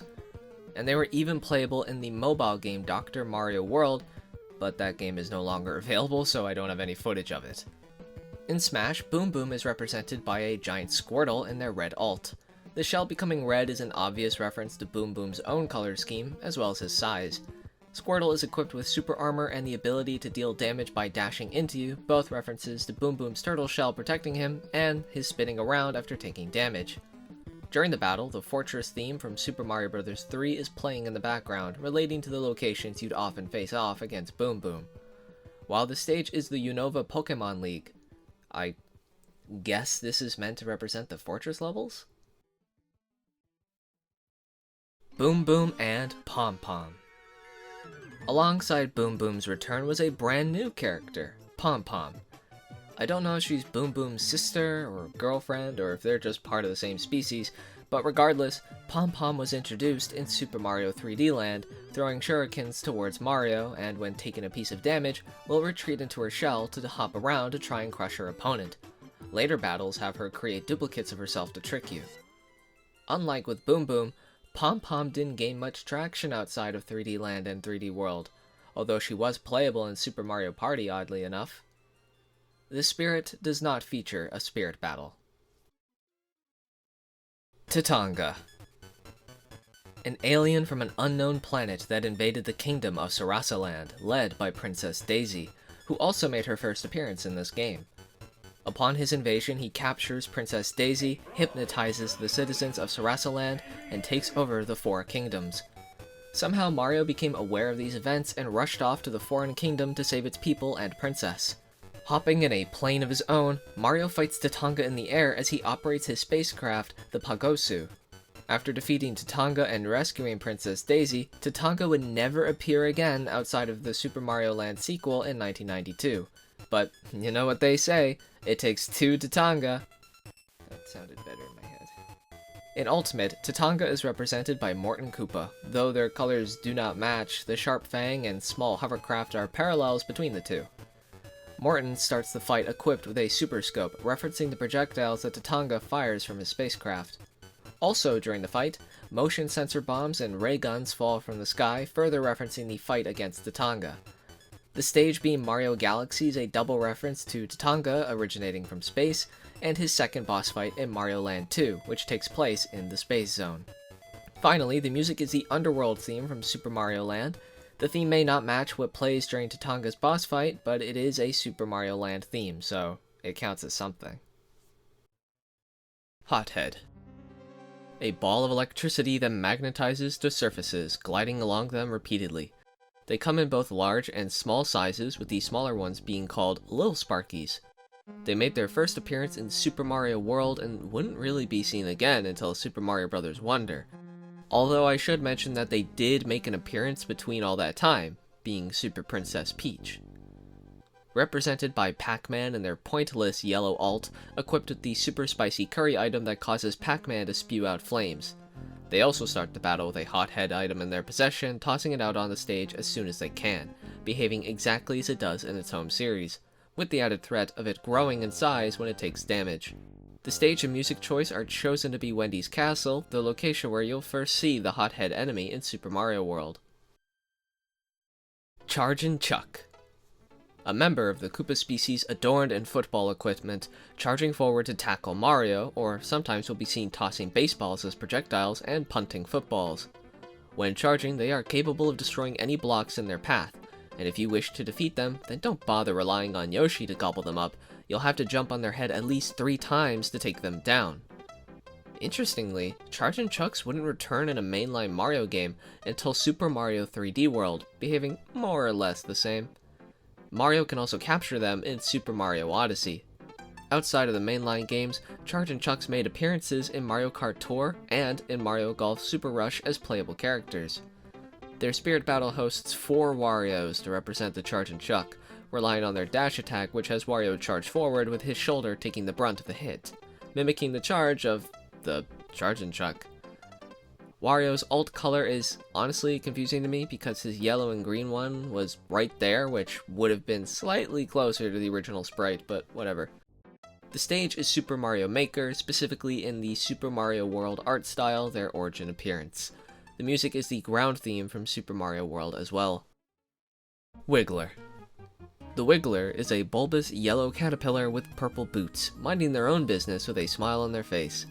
However, if Mario jumps on them, he'll find that the Wiggler doesn't get defeated like almost any other enemy. Instead, the Wiggler's body turns to a bright, hostile red, and his expression turns sour with steam coming off his head, rampaging around to find the individual who ruined his good mood. If you want to defeat them and ruin their amazing day, then you'll need to throw something at them, gobble them up with Yoshi, or just dash into them when you have the Superstar equipped. The Wiggler would make many more appearances since, whether it was as a boss in Super Mario 64, or again as a boss in Super Mario Sunshine, but with a drastically different color scheme, waddling around on planets in Super Mario Galaxy, or this annoying minigame in Mario & Luigi Bowser's Inside Story, or being obstacles in Mario Kart Wii. They are even an unlockable racer in Mario Kart 7. In Smash, Wiggler is represented by a yellow Yoshi, a fitting choice, although Yoshi doesn't have the ability to turn red when agitated. To represent that anger anyway, Yoshi's damage will increase when he's taken enough damage of his own. The choice behind the stage is Yoshi's Island from Melee, which in itself is a Super Mario World stage, referencing Wiggler's original appearance, the music also being from this game. When the Wiggler spirit is equipped, you'll spawn in with a lip stick. When you hit an opponent with said item, a flower will grow out of their head and inflict damage. This flower on head appearance is a reference to the Wiggler's own flower. Kamek. Also known as Magic Koopa, Kamek is a sorcerer that works for the evil King Bowser, tossing out spells to thwart the Mario Brothers in their attempts to rescue the princess. In Super Mario World, they are a persistent force, respawning a short time later after being defeated. A Magic Koopa would even be the cause behind Mario's separation from the Mushroom Kingdom in Super Mario Galaxy. Magic Koopas are often shown as being Bowser's right-hand man, most recently shown in the Super Mario Bros. Movie. Over in the Yoshi's Island series, they'd be the ones who captured Baby Luigi, having Yoshi and Baby Mario rush off to rescue him. In the Mario Kart series, Kamek was supposed to be a playable character in Mario Kart 64, but this was changed in the final version. But fear not, Kamek fans, as they finally became a playable character in a DLC for Mario Kart 8 Deluxe, only to not be playable again in Mario Kart World. Represented by the Cyan Inkling, a total of 4 to be exact, atop the Mushroom Kingdom U stage in its slide lift phase, the stage representing the fortress levels that you'd find Magic Koopas within, and the music further enforcing this reference. The Inklings are equipped with Star Rods, an item that launches star projectiles. This mimics the spells that Magic Koopas fire in their home series. When an Inkling is defeated, one will take its place, referencing their persistence in Super Mario World, as mentioned earlier. When Kamek's spirit is equipped, your magic strength will increase, referencing the Kamek's magical abilities. Mecha Koopa. Before we start, I just want to say that I adore the design of Mecha Koopas. Okay, moving on. Originating in Super Mario World, being a vital piece to defeating Bowser at the end of the game, they would not appear again in a mainline Mario game until the release of Super Mario Galaxy, albeit under a different name and design, so I guess it's more of a relative. They'd go under their original name and design, however, in New Super Mario Bros. Wii and onward, clicking forward until they explode near their target, or until someone jumps on them and picks them up to toss them away elsewhere. A cute detail in Mario Power Tennis features Mecha Koopas as line judges on the Bowser's Castle Court. There are also assistants in Dr. Mario World, but again, I have no means to show you that. Their spirit battle takes place on the slide lift tower segment of the Mushroom Kingdom U stage, again referencing Fortress levels. The fighter chosen to represent the Mecha Koopa is 4 small Bowsers in their yellow alt, their size and color scheme resembling the Mecha Koopas. At the beginning of the battle, they'll be equipped with the Bomb item, a nod to their explosive tendencies, the 2 of them also sharing the wind-up feature on their backs. Finally, the music is King Bowser from Super Mario Bros. 3, and while they may not have appeared in that game, they do appear in the Bowser boss fight world, so a Bowser boss theme is a fitting choice. As for the lava immunity thing, I can't think of anything. Dry Bowser. In New Super Mario Bros. For the DS, Mario would defeat Bowser as he always has in his 2D adventures, chopping the axe on the bridge that Bowser stands on, allowing for him to plummet into the lava pool below. Except this time, Bowser went under a rather drastic change. Bowser's skin melted off, showing only his skeletal remains, and by World 8, Bowser Jr. had collected his father's bones and brought them back to life, creating Dry Bowser. Dry Bowser behaves more or less the same as his fleshy predecessor, spewing blue flames, throwing his bones instead of hammers, and jumping up to come crashing down. Once defeated, Dry Bowser would be revived once more later to regain his flesh. Despite this, Dry Bowser would make several more appearances, being an easy second phase or special world boss for Nintendo to think of. The many examples being the special worlds in Super Mario 3D Land, as well as in New Super Mario Bros. 2, and even as a boss in Mario Party 10. He'd also be playable for the first time in Mario Kart Wii and in Mario Tennis Ultra Smash, although I would avoid this one and just play Aces instead. He's in that too. For his spirit battle, Dry Bowser is represented by Bowser, because who else? Specifically in his gray alt, which I guess is meant to reference Dry Bowser anyway. The floor is lava during this fight, referencing the means that Dry Bowser was created. The stage chosen is the Reset Bomb Forest in its battlefield form, which I guess is referencing the final world of New Super Mario Bros., as it's kind of a burnt down forest. Equipped on him is the Super Spicy Curry item, being a reference to his ability to spew fireballs, as Bowser can do anyway, so this one feels kind of pointless to add in my opinion. Although the increased defense makes sense due to dry enemies usually requiring some other means to defeat them and not just a bop on the head or a fire flower. When the Dry Bowser Spirit is equipped, you'll gain increased fire damage, reflecting Dry Bowser's blue fireballs, which, if you don't know, blue fire is hotter than regular fire. Before we move on, I need to get something off my chest, as I've had no other venue to do so. Since Mario Kart Wii, Dry Bowser has had the exact same render, the exact same, whether he's standing next to his cart, in front of a game's logo, or wearing doctor's clothing via Photoshop, it doesn't matter. He's always in that exact same pose. It has been nearly 20 years since Mario Kart Wii's release. I am begging, no, demanding that they do something else, please. Nabbit. Finally, a new character to come from the series with new in its title. This is Nabbit, a rabbit, or so we think, dressed in purple with a mask that resembles Bowser Jr.'s, interestingly enough. In his first appearance, he'd be seen stealing items, having Mario chase after him to get them back, and being awarded items by the thankful Toad. In the DLC New Super Luigi U, Nabbit would become playable with the annoying gimmick of being invincible to nearly everything. The only quote-unquote downside of this is Nabbit couldn't obtain power-ups, except at the end of the level, any power-ups collected by Nabbit would be converted into 1-ups. Nabbit would be playable again in a mainline Mario game in Super Mario Bros. Wonder, keeping the invincibility, but nothing else. Nabbit does not feature a spirit battle. Big Urchin. I really don't get Smash's love for this enemy that is barely present, but whatever. The Urchin first appeared in Super Mario World, but you see, this is the Big Urchin, which made its debut appearance in New Super Mario Bros. Wii. As the name suggests, it is a urchin, but big. Nothing can defeat them aside from a superstar, and they'll spend their time staying in place or floating around to try and poke Mario with their spikes. They do make an appearance in Fruit of the Doom, a minigame from Mario Party 10, where they'd act as an obstacle while players try to collect falling fruit. They're also placed over the Guardians in Minecraft Super Mario Texture Pack. Jigglypuff with their bow tie is chosen to represent the big urchin, both being spherical in shape.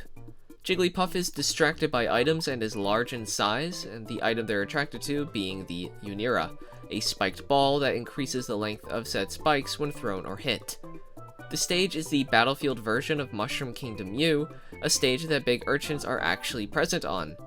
The music is the ground theme / underwater theme remix from Super Mario 3D Land, and although they aren't present in that game, the underwater side of the theme is an obvious correlation between the two.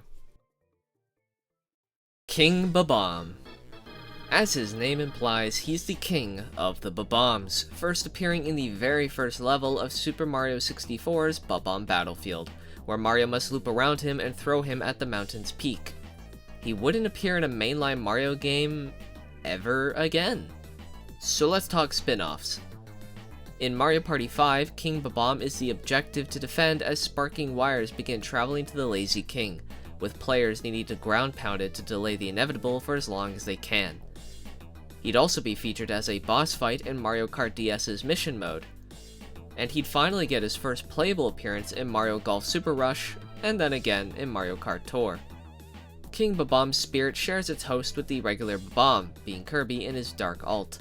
The difference being that this Kirby is giant, to match King Bob-omb's own size.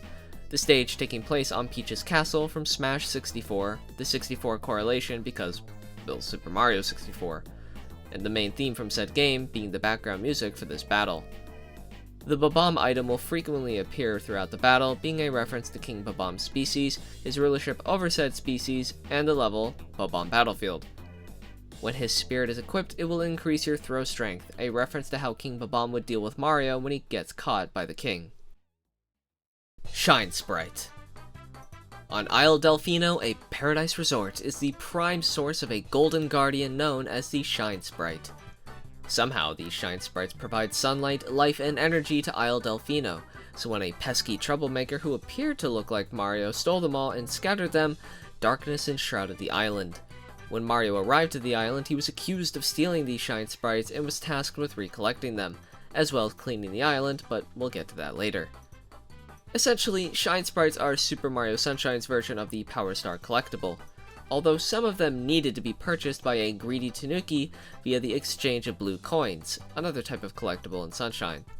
Though they are mainly affiliated with Isle Delfino, they have appeared in other games, such as a fun battle mode minigame in Mario Kart Double Dash, which returned in Mario Kart 8, and they're also featured as a collectible in Paper Mario: The Thousand-Year Door, used to level up your partners. In Smash Bros., the Shine Sprite is represented by a few fighters, starting with Rosalina as she has the easiest explanation. She wears her golden dress, mirroring the Shine Sprite's color scheme, and as mentioned previously, Rosalina has an affiliation with stars. During the fight, Rosalina will gain access to her final smash swiftly, summoning a Grand Star. Though the Grand Star is not in Sunshine, I believe it is intended to represent the large Shine Sprite that appears in Isle Delfino. She will also gain invincibility at times, and although Shine Sprites don't give invincibility, they do sparkle and shine, like the effect seen over Rosalina when she's invincible. But what are the Kirby triplets who are in their yellow, red, and blue alternates? Best I've got is they represent the 3 types of coins seen in Super Mario Sunshine, which sounds silly, I know, but hear me out. The yellow Kirby is the most common and basic coin, always seen in yellow since its inception, with some levels needing you to collect 100 coins to get a Shine Sprite. The red Kirby matches the red coins, where Mario has levels where he needs to collect all the red coins in a level to gain a Shine Sprite. And then finally, the blue Kirby is the infamous blue coin, and as I said, you exchange these coins to get more Shine Sprites. Each of them are a coin type, and each of these coins give you more Shine Sprites, so I think it lines up. Anyway, for something simple, the stage and music, it's Delfino Plaza, and the theme of said plaza, both from Sunshine. As for when you have the Shine Sprite equipped, it grants an increase on special attacks, which I guess is a reference to its energy-giving power in its own appearance? Flood. The Flash Liquidizer Ultra Dousing Device, or the Flood for short, is an invention of Professor E. Gads, found by Mario on his arrival to Isle Delfino. Strapped to his back, Mario uses the Flood to shoot blasts of water at piles of paint to clean the island of its pollution after a figure that resembled Mario caused mischief all over the island. The Piantas pinned the blame on the real Mario and tasked him to clean the entire island. Aside from shooting streams of water, Mario can also use the Flood as a hover pack to help reposition or land to out-of-reach platforms. He can also gain 2 other types of nozzles, such as the Rocket Nozzle, which blasts Mario skyward, and the Turbo Nozzle, boosting Mario's speed, allowing him to run on water. The Flood also was sentient, speaking to Mario quite frequently throughout the game. Sadly, Flood would never appear again outside of Super Mario Sunshine, so one can only wonder where Flood is now. Oh, and in Mario Power Tennis, there's these Flood-like things that shoot water on the court to clean off paint. They're not quite the same, but the design is similar. Anyway, Flood does not feature a spirit battle. Piantas. Piantas are the residents of Isle Delfino, who welcome all to the island and love to bathe in the glorious sunlight. Seen in grass or leaf-made dresses, these paradise dwellers are at first fairly hostile towards Mario for the situation that has struck their beloved island. Thankfully, as the sun reveals its rays, they warm up to Mario the more he helps around. Though they are home to Isle Delfino, they have appeared outside of the island, including space. They're often seen as spectators to sporting events, especially the Mario Kart series, finally becoming playable in Mario Kart World. But they have been playable before, like in the Mario Baseball series. The fight has the Piantas represented by 8 Kirbys in 4 different colors, yellow, orange, blue, and red, which matches the variety of colors the Piantas come in. Throughout the battle, banana peels and super mushrooms will appear. The mushrooms may be a reference to the mushroom dealer on the Isle Delfino, while the banana peels are to represent the abundance of fruit all across the island. This is further referenced in the spirit's ability, which spawns you in with a banana gun. The stage and music is once again Isle Delfino. Shadow Mario. First seen in the intro for Super Mario Sunshine in the background of Isle Delfino's tourism advertisement, causing confusion to Princess Peach. When they arrive, it seems this shadowed figure has caused quite the ruckus on the island, stealing all of the shine sprites and painting all over the place by using a paintbrush given to him by Professor E. Gadd. This Shadow Mario shows himself to Mario, Peach, and Toadsworth for the first time after defeating a polluted piranha on the main island. Shadow Mario tries to kidnap Peach a few times in the story, dragging her to Pina Park, where he reveals his true identity, Bowser Jr., a new character at the time and son of Bowser, believing Peach to be his mother. Since Sunshine, Shadow Mario would never appear again, aside from Mario Golf Toadstool Tour, where he was an unlockable character. So with the reveal of Shadow Mario being Bowser Jr., it makes sense for the fighter to represent Shadow Mario to be, well, Bowser Jr. During the fight, Bowser Jr. will gain access to his final smash, which has him transform into Shadow Mario and paint an X on screen that causes damage. The stage is again Delfino Plaza, same for the theme. As for the fight's gimmick, the stage's floor being sticky is a reference to the paint that Shadow Mario spread along the island, which did slow Mario down and cause him to slip up and take damage. Luma. Lumas are baby stars that accompany Rosalina on the Comet Observatory, mothering over the star children until their maturation day, where they blast off into the stars and transform into a variety of things, such as planets, power stars, launch stars, pole stars, or red stars, to name some examples. An apricot-colored Luma joins Mario in his quest to the center of the universe, providing him the ability to spin and shatter crystals or slap enemies around. A Luma even accompanies Rosalina in Mario Kart Wii, and then never again. Although a Luma would be playable in Mario Tennis Open and Mario Tennis Aces, I'd love if they became playable in Mario Kart someday. The battle takes place atop the Mario Galaxy stage, which resembles Gateway Galaxy, the place where Mario first meets the Lumas. The theme chosen being from the Comet Observatory, the home of the Lumas, with the Luma theme incorporated into the remix. The fighters being 4 Kirbys once again in yellow, blue, red, and green, representing the 4 common Luma colors, with yellow being the most common. The star items spawns throughout the fight, only referencing their star-like quality and the Power Star collectibles. When the Luma Spirit is equipped, you spawn in with a launch star item, which is, as I mentioned, one of the forms a Luma can take during maturation. Hungry Luma. These are gluttonous freaks that will chow down hundreds, if not thousands, of star bits so they can transform into planets. These planets are usually challenge levels. Some known relatives of this monstrosity is the Luma Lee, which turns into 1-ups or life mushrooms, and the Comet Luma, which will guide you on the different types of comet levels you'll see within the game. though truthfully I forgot this particular Luma exists. There's also a coin variant of the Hungry Luma in Super Mario Galaxy 2. Rosalina appears to represent the Hungry Luma in her pink dress. Originally I was confused as to why Rosalina, but I guess she does wield a wand like the Hungry Luma does, so I guess that checks out. The second fighter is a red Kirby. Well, if this is meant to reference the Hungry Luma, then why choose the red alt over the default pink? And further equip him with the Star Rod item? But I guess him swallowing you and transforming does line up with the Hungry Luma's ability. When equipped as a spirit, your transformation duration will last longer, a reference to the Hungry Luma's ability to transform into planets. Honey Queen. The Queen of the Honeybees, first seen in Honey Hive Galaxy. Upon their first encounter, Mario was instructed to climb along her body to remove an itch. That itch being some star pieces. This part of the game is really weird, I'm not gonna lie. She appears again in Galaxy's sequel with the same role as before. Her role in both games are very minor, but she is one of the few more memorable characters. She made an odd appearance as a playable character in Mario Kart 7, which will forever be the oddest playable character in a Mario Kart game. Yeah, I can accept a sidestepper or a Fishbones, but the Honey Queen? Why her? Represented by a giant Pikachu in his hat from Heart Gold and Soul Silver, this hat's color scheme, as well as the Pikachu's, matches a bee, therefore matching the Honey Queen's. The stage is, you guessed it, the Mario Galaxy stage again. The level itself is not in reference to Honey Hive Galaxy, but Honey Queen does originate from Galaxy, so I don't know why I'm explaining this, it's obvious. The theme is the Gusty Garden Galaxy theme from Super Mario Galaxy 2, which as I mentioned, the Queen is in. The common item spawn is the Beehive, which spawns bees when thrown or hit. Can you guess why this item was used? As for the stamina battle, I'm not really sure, to be honest. Lubba. A large, chubby purple Luma in blue pants. This Luma, named Lubba, captained his own vessel before it was mostly destroyed by Bowser on his way to the center of the universe. When meeting Mario, he makes Mario the captain of the vessel, which has changed shape. From there, Lubba plays the role of co-captain, and mostly just offers advice to Mario and serves no actual role to the plot from here on, as Nintendo wanted to avoid doing as much plot in Galaxy 2 compared to the lore they did in Galaxy 1.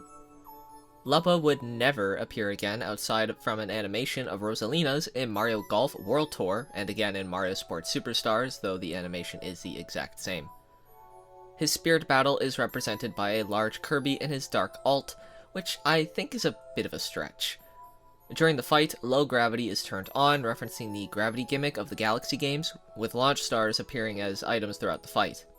The launch star is only here to reference Lubba's species, as they can turn into launch stars, something I mentioned previously. The stage is once again Mario Galaxy, while the music is the Starship Sails, a theme from Super Mario Galaxy 2, which will align more with our next spirit. Starship Mario. As mentioned before, Lubba kept in a vessel that was mostly destroyed by Bowser. When Mario came on board, Lubba changed the design of it to resemble Mario's face. Using the Starship Mario, they travel across the galaxy to collect power stars to fuel the ship and get closer to the center of the universe to stop Bowser from his evil plans and rescue Peach. The Starship is Galaxy 2's version of the Comet Observatory, with unique features of its own. Maybe smaller, but it does welcome other species that Mario will encounter along his journey, as well as a change of scenery depending on the world he's in. Starship Mario even appears as a board in Fortune Street. This game rocks, by the way. This board, however, does not. Starship Mario is represented by a giant green Mario, the green matching the hat of Starship Mario, and who else to represent Mario than Mario? Like Lubba's battle, the stage is Mario Galaxy, which features Starship Mario in the background. The theme is still the Starship Sails, and the low gravity is still enabled, all of these sharing their references with the previous battle. Sprixie Princesses. During what appears to be the Star Festival, or something similar to it, Bowser was busy invading the Sprixie Kingdom and capturing the 7 Sprixie Princesses, although one of them, a green one, got away, fleeing to the Mushroom Kingdom where she bumped into Mario, Luigi, Peach, and a blue toad. She quickly explains what's happened in her kingdom, but not long after, Bowser returns from the clear pipe and captures the final Sprixie Princess, and rushing off back into the Sprixie Kingdom. First to chase after was Princess Peach, with Luigi going in last after giving himself some confidence. jumping through 7 worlds to save the Sprixie princesses before taking Bowser down and kicking him from the kingdom. These Sprixie princesses don't have much personality or things to say beyond existing. Although the green one was playable in Mario Tennis Ultra Smash, they do not feature a spirit battle. Plessie. A large and friendly dinosaur that somewhat resembles a Yoshi, perhaps their distant relatives. Plessie is only found in a few levels where players must work together to control Plessie's movements. These levels are pretty fun, and they'll test your communication with your friends if they're a rowdy bunch. Plessie is indestructible, able to defeat any enemy it touches, with some exceptions, and destroy walls of bricks ahead of them. Plessie also appeared in the Switch version's extra story, Bowser's Fury. In Smash, Plessie is represented by a giant yellow Yoshi. There isn't much else to say, as obviously Plessie is more of an orange, but Yoshi doesn't have an orange alt, so this is close enough. And I already did mention their visual similarity. The stage is the Great Bay stage, which references the first level you'll spot Plessie in, being Plessie's Plunging Falls. The music is the slide music from Super Mario 64, which is a fitting choice, as this theme is remixed in Plessie levels. When the Plessie Spirit is equipped, your swimming ability is upped. This is in reference to the fact that Plessie is just the GOAT at swimming. Cappy. A member of the Bonitor species, Cappy is a spirit-like creature that's shaped like a top hat. When Bowser kidnapped Cappy's sister and Princess Peach, Cappy would end up finding a defeated Mario on his home continent. Teaming up to save their loved ones, Cappy offers Mario the ability to capture his foes. This gimmick allowed for Mario to traverse in areas he'd never even dream of, like becoming a Podoboo and swimming through lava, or finally seeing what it's like to become a Goomba. Due to Cappy's shifting abilities, you could change Mario's outfit to a huge variety of things, even if it meant being his 8-bit self or a Super Mario 64 masterpiece. Cappy's capture ability is a ton of fun, and though I'm sure a new gimmick would be preferable, I'd also love to be able to capture more things, maybe even play as Luigi this time too. Anyway, Cappy's spirit is represented by Mario in his wedding attire. Aside from being a Odyssey costume, the top hat in shape is similar to Cappy, so it kinda works as a double reference. The recurring item is the boomerang, which Mario will be attracted towards. The boomerang item behaves similarly to Cappy, with the throwing forward and flying backward. The invisibility is beyond me, to be honest. The stage is Rainbow Cruise, with its hazards turned off, allowing for a gentle cruise in the clouds. This in a sense is a reference to the Odyssey, which is Mario and Cappy's ship in the game, but we'll discuss that more later. When the Cappy Spirit is equipped, your throwing strength is increased, a reference to Cappy's need to be thrown. Pauline. She may be bunched in with the Odyssey spirits, but Pauline has been in the series for so much longer than that. Back in 1981, after Nintendo failed to secure the rights to make a Popeye game, Miyamoto ended up creating 3 new characters to take their place. A brutish ape named Donkey Kong, the hero with no name at the time other than Jumpman, and then a nameless damsel in distress who was only called Lady. Later, this character gained the name Pauline and became obscure to time, although she did return in Mario vs. Donkey Kong 2 March of the Minis, where Pauline was chosen to be Mario's guest of honor for the opening of his theme park for the Mini Marios. However, history repeats itself, and Donkey Kong captured Pauline, forcing Mario to rescue her. She'd fade into obscurity again until the release of Super Mario Odyssey, where she was the mayor of New Donk City and singer of her own band, with hits like Jump Up Superstar and Break Free lead the way. She seems to have made Jump Up Superstar her entire personality since then, as it will be the only thing she'll ever reference from here on out. Anyway, since this appearance, Pauline has returned again and again, being playable in Mario Tennis Aces, making it her playable debut, and then again in Mario Golf Super Rush, Mario Strikers Battle League, and Super Mario Party Jamboree. For her spirit battle, it takes her back to her roots. The stage is 75M from the original Donkey Kong, with Pauline being represented by a red-dressed Peach. The battle also features a giant red Donkey Kong, referencing his original colors, and then Mario in his wedding attire, presumably to reference her more modern appearances in Odyssey. The goal is to defeat Pauline before time runs out, and this would be easy if Peach didn't try to avoid you. The jump decrease is a reference to Mario's limited jump height and mobility back in the original Donkey Kong, and the music that plays is Jump Up Superstar, which at this point I don't think needs any further explaining. Finally, Mario being equipped with a hammer at the start of the battle is just a reference to the hammer power-up in Donkey Kong, something Mario used to destroy incoming barrels. The Odyssey. More or less, this is a far smaller Comet Observatory and Starship Mario in the sense that it is fueled by the game's main collectible and Mario's form of transportation between worlds. However, due to Odyssey's more open-level structure, The Odyssey ship itself is just a room and not a hub world. The Odyssey is discovered by Mario and Cappy in the Cascade Kingdom, out of fuel and very run down. Cappy suggests they find a power moon to repower the ship, and doing so revives the ship to working order. And as such, Mario and Cappy use it to travel between the kingdoms. The sail displaying the amount of collected power moons and becoming more whole depending on how many more Mario has recovered. The Odyssey surprisingly does feature a spirit battle and is represented by a giant Jigglypuff in their nurse hat. I guess referencing the Odyssey shape? Jigglypuff shields itself often during the fight and is harder to launch as well, possibly a reference to the original condition that the Odyssey was found in, where it was unable to fly without any power moons. The stage is again the Rainbow Cruise stage, keeping the reference it did before, with the music being Fossil Falls, the music for Cascade Kingdom, which is where they found the Odyssey, as I had mentioned. When the Odyssey is equipped, you'll gain strong resistance to wind hazards, reference after the fact that this is a ship, and therefore it is designed to handle rough winds when flying. Goo Goo Buggy. The default cart for Baby Mario and Mario Kart Double Dash, the Goo Goo Buggy is a blue stroller in the lightweight class, and due to this weight, the cart can easily be knocked around. Its speed is tied with Toadette's cart and the Parawing, which to my knowledge are considered to be pretty good lightweight carts within Double Dash. The cart would be again featured in Mario Kart Tour, but I do not own this vehicle, so enjoy this image instead. For its spirit battle, the Goo Goo Buggy is represented by both Mario and Luigi, with Mario in his stars and stripes, which again I don't know why they chose this when referencing Baby Mario.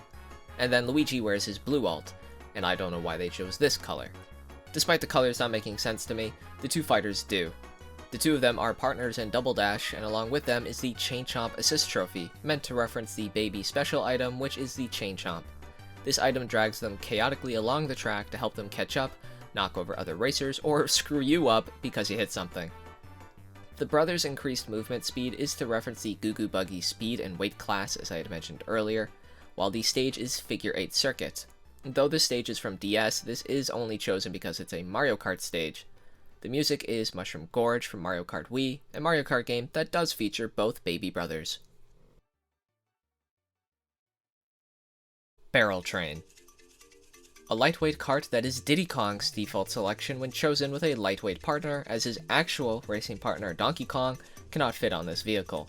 Despite this, Donkey Kong is present in the spirit battle, but this only serves as a reference to them being racing partners. Despite being a lightweight cart, it is the heaviest amongst its class, its weight being tied with even some medium weight vehicles such as Mario's Red Fire and Peach's Heart Coach, respectively. The Barrel Train would make further appearances in Mario Kart 7 as an unlockable body for your cart, and then again in Mario Kart Tour.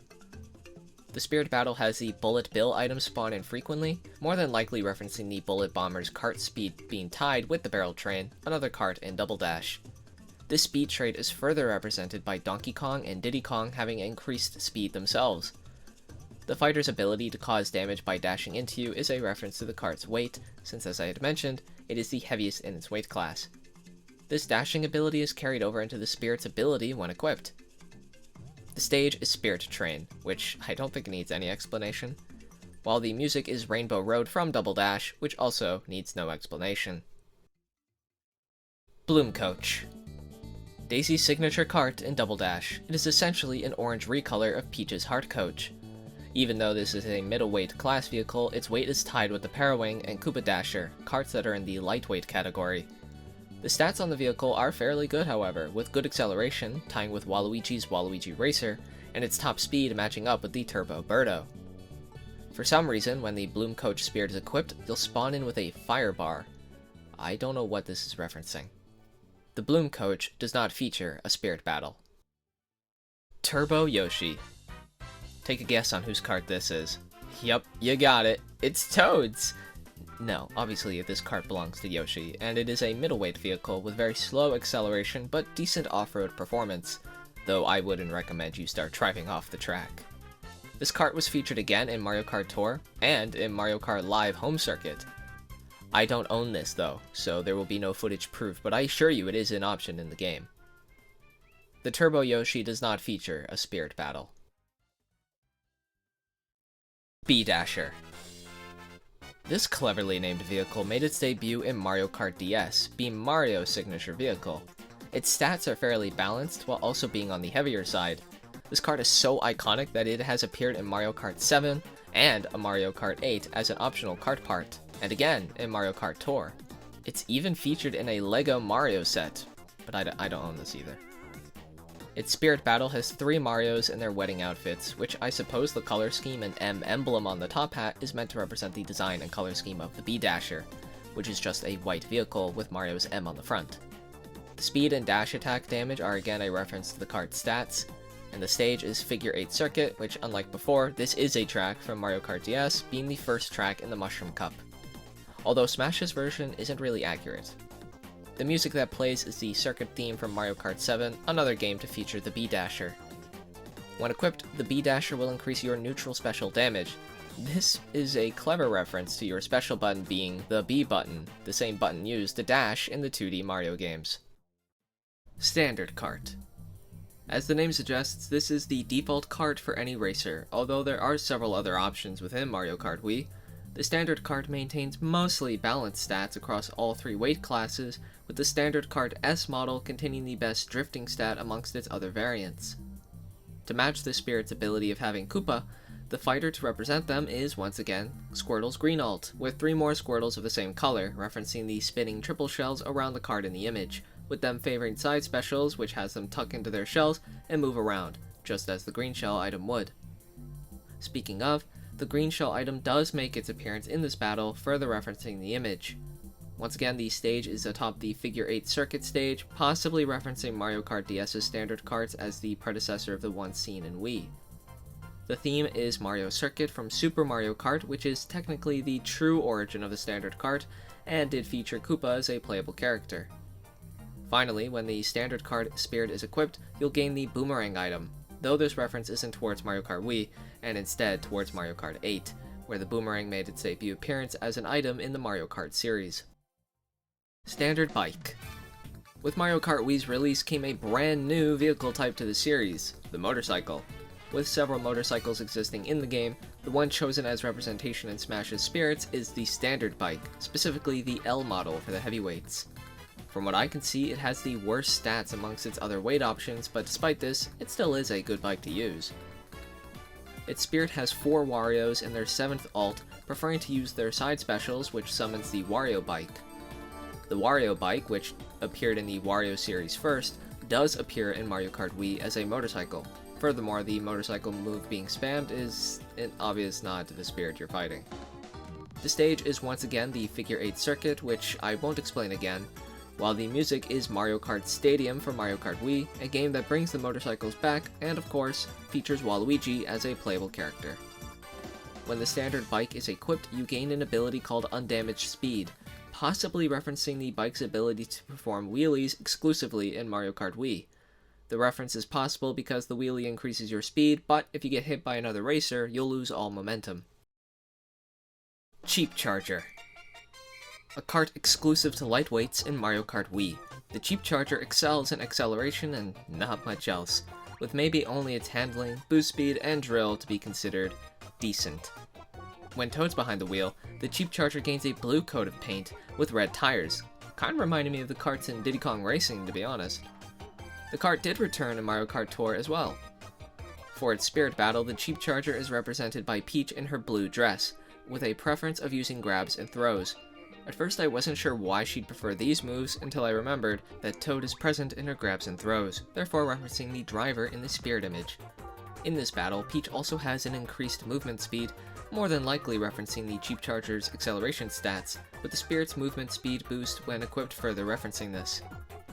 The stage this time around is Mario Circuit for Mario Kart 8. This only serves as a reference to the Mario Kart series and nothing more, unlike the music, which is Mushroom Gorge, a reference to both Toad and the origin of the kart, being Mario Kart Wii. Mach 8. The Mach 8 features good speed but low, well, almost everything else. But keep in mind that you do also have a say in its stats through your tires and glider picks, but we're not talking about that. The kart returns in Mario Kart Tour as well. Though character signature karts no longer exist past Mario Kart DS, the Mach 8 is often linked with Luigi in promotional material, which is why a blue Luigi is the fighter of choice for this Spirit Battle, the blue referencing the kart's own color scheme. and during the spirit battle, a series of items from the Mario Kart series will be seen dropping onto the stage, such as banana peels, blue shells, green shells, boomerangs, etc. I don't think I need to explain why that is. High gravity is also present in the battle, referencing Mario Kart 8's unique gimmick of anti-gravity, where racers will drive along walls and ceilings, gaining speed boosts off each other in these segments, and just being really cool. The speed boost mechanic might be referenced via the dashing into you causing damage hazard in the battle. Finally, the music is the Mario Kart Stadium theme again, a track from Mario Kart 8. While the stage is Mario Circuit, another track from the game, but the theme does not match the stage. Biddy Buggy. A card piece available from the start of your game, modeled after the Biddy Bud enemies introduced in Super Mario 3D Land. It excels in a variety of places, being the current meta of the game if I'm right in that. I mean, I see a lot of people use it online, so... Anyway, it mainly excels in acceleration and in both handling and speed for underwater and gliding sections. This card is often seen with the babies in promotional material, with Baby Rosalina being the chosen spirit image, and therefore having a tiny Rosalina represent her. Like the Mach 8, the items from the Mario Kart series will be spawning in throughout the battle, with the stage once again being Mario Circuit but in its battlefield form. Also, during the fight, and when the spirit is equipped, your falling speed will be decreased, referencing the Biddy Buggy's low weight stat, making it easy to get knocked around, while Rosalina's speed up stat is to represent the Biddy Buggy's acceleration. Finally, the music is Cloud Top Cruise, a track in Mario Kart 8. Badwagon. The card of choice for Roy Koopa and Pink Gold Peach, the odd new addition to Mario Kart 8, and the racer chosen to be in the spirit image. The Badwagon's areas of expertise are its traction and weight. You'd think for Muscle Car it'd have a little more than that, which makes the speed increase stat odd to me, as from what I've seen, it doesn't overly excel in this. With Pink Gold Peach being behind the wheel, who else to represent her other than a Peach in her white dress coated in metal from the Metal Box item. This time for the music, it does match the stage, both being Mario Circuit from Mario Kart 8. Unfortunately, there isn't much else to say on this cart, or spirit battle. City Tripper. In DLC Pack 2 for Mario Kart 8, the Wii U version, to be specific, came with it an Animal Crossing crossover, and in that crossover was a moped named the City Tripper. A moped decorated in the iconic Animal Crossing leaf, although this is only true for Isabelle, Yoshi, and Lakitu.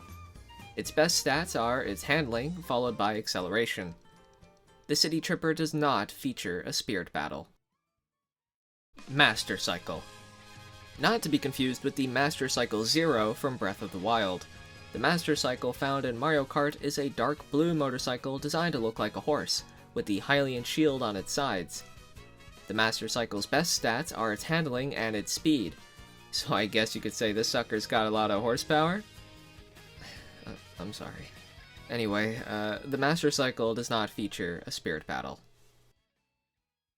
Paper Mario. After Square Enix and Nintendo collaborated to create Super Mario RPG for the SNES, and during the build-up towards the N64's release, Square would decide they no longer wished to release their games on Nintendo consoles. This reason wasn't from anything personal, it was just done because the games they wished to create just wouldn't fit nor function on the N64's cartridges, so instead they took their business to Sony's PlayStation. Wanting to make a sequel to Super Mario RPG, Nintendo got Intelligent Systems to take over. You might know them for the Fire Emblem series. Until eventually the vision was changed, and as such, Paper Mario was born. The Paper Mario series was a surprise mainstay, getting a game on every mainline console since its original release, although some controversy did follow the series with the release of Super Paper Mario, as since then, the series has sort of strayed from its RPG roots, but with the release of the Thousand Year Doors remake, there might be a desire to go back to their origins.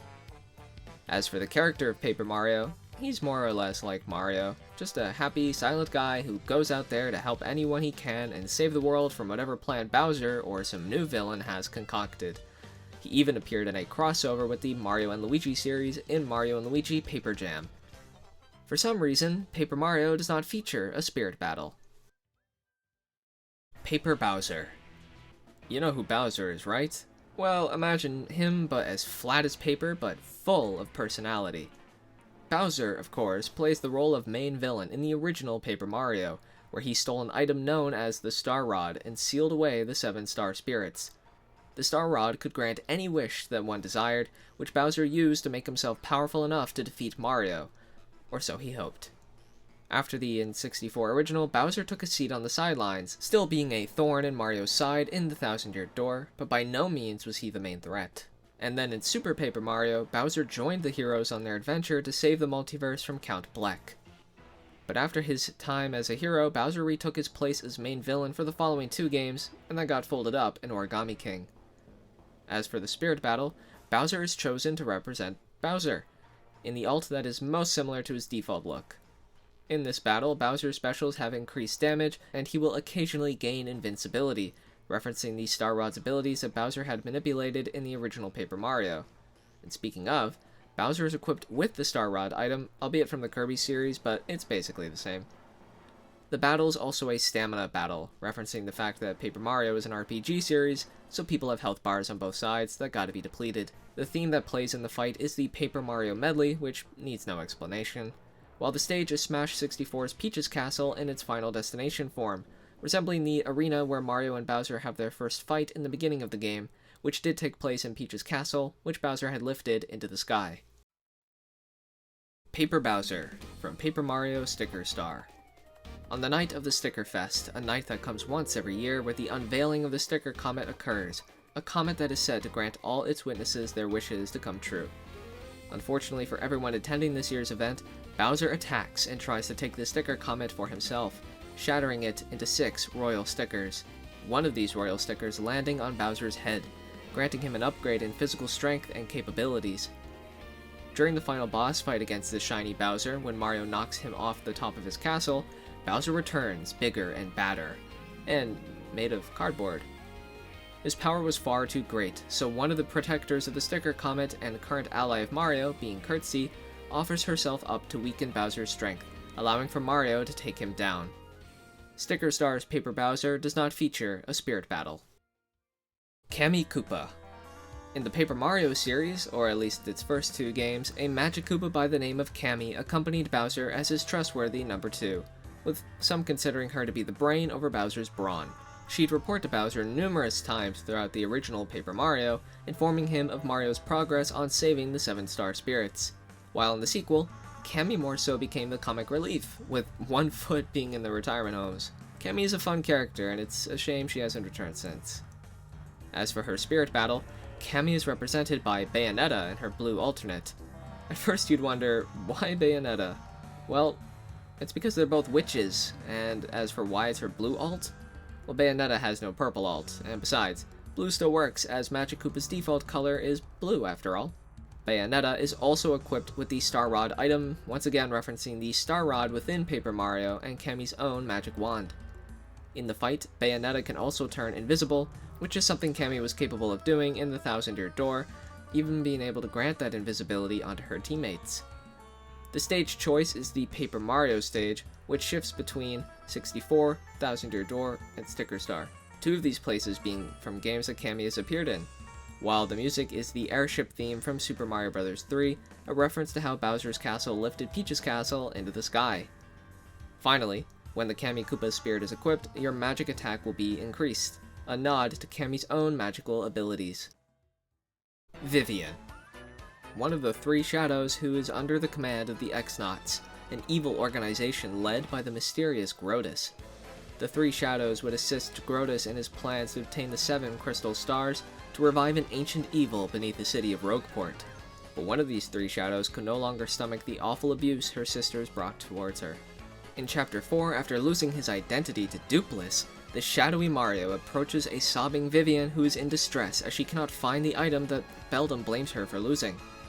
Mario offers his own assistance to cheer her up and finds the lost item. Unfortunately, said item is damaged, but regardless, Vivian was thankful for Mario's selfless act and gives him a kiss on the cheek, unaware that this shadow is her enemy. To repay him for his own kindness, Vivian joins Mario in fighting Dupless to regain his identity, but it's here when she realizes that she's been helping her enemy this entire time, abandoning Mario in battle. But after this, she made an important decision and would return to Mario. No one has shown her kindness like he has, finding a true friend in someone she was told was her enemy. With Vivian's help, Mario regains his identity, and Vivian would become a permanent party member to Mario's adventure, and one of the most useful. Vivian is a fan-favorite character for many, myself included, and for so many reasons, but what of her spirit battle? Represented by a dark blue Mr. Game & Watch, a two-dimensional character, with the invisibility gimmick enabled. Due to Mr. Game & Watch not having any purple alts, this is the closest we'll get, but it's not like we can see him anyway. Though on the topic of this invisibility, one of Vivian's abilities in the game is dragging Mario beneath the surface to protect him from harm or allow him to eavesdrop on conversations undetected, so in a sense, it is her going invisible. This stage choice is meant to serve as a reference to the creepy steeple, where Dupless is hiding out, and where Mario and Vivian go to regain Mario's identity, while the music is simply the Paper Mario medley, which needs no explanation. Shadow Queen. 1,000 years ago, a terrifying and powerful demon unleashed her wrath upon the ancient city of Rogueport, sinking it beneath the ocean's waves and wiping out all who resided there. Claiming half of this sunken city for herself, she planned to conquer the world enshrouded in darkness. To provide herself with even more power, she created the 7 crystal stars, and when they gathered around her, she'd be nearly unstoppable. However, 4 brave heroes stood in her way and managed to sever her power, sealing the Shadow Queen into a coffin in the depths of her palace using the crystal stars and creating the Thousand-Year Door. Upon her defeat, she cursed the 4 heroes and trapped them in chests to face a similar fate to her own. But before that, the heroes scattered the crystal stars in hopes that a hero 1,000 years from now would finish the fight once and for all. Jumping forward those 1,000 years, and we find the X-Nauts capturing Princess Peach, hoping to have her body become the host for the Shadow Queen's revival. All they need now is the 7 crystal stars. Both unfortunately and fortunately for them, Mario has the map to them, and has been collecting them one by one. With all of the crystal stars in his possession, Mario goes into the depths of the Palace of Shadow to find Princess Peach and stop Grodus. But it's too late. The Shadow Queen's revival has transpired, and Peach's body has become a suitable host for the Demon Queen.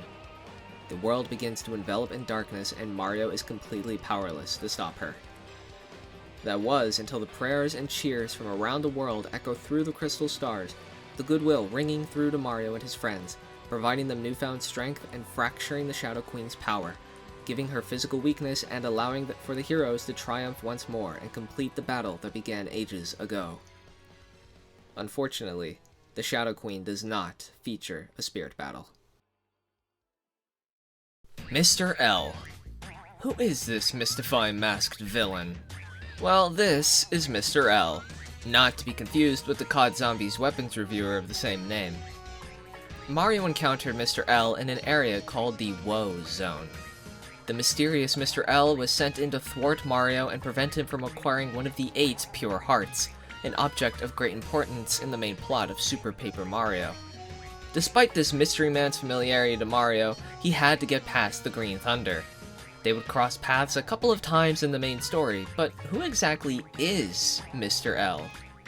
Well, I'm going to spoil this for you, but, Mr. L? He's Luigi. When the villainous Count Bleck forced the marriage upon Bowser and Peach, creating an object called the Chaos Heart, Luigi and everyone else, with the exception of Mario, would be scattered in a realm known as the Void. In this realm, Luigi tried to assist some Goombas in their escape from this dark dimension. But their escape attempt failed, and Luigi was overrun by Bowser's brainwashed baddies. What followed next was Luigi's own brainwashing, becoming a servant to Count Bleck under the new name of Mr. L, operating a mech of his own design which he proudly called Brobot.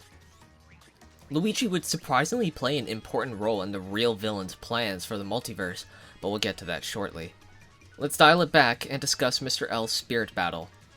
The battle sits atop Luigi's mansion in its battlefield form, likely referencing Count Bleck's castle or maybe even the Underwear, the underworld of Paper Mario, although it's more likely to be Bleck's castle as Mr. L is not present in the Underwear segment of the game.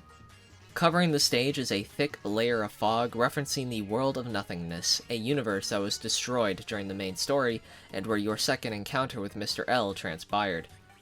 To represent Mr. L is Luigi in his Waluigi alternate.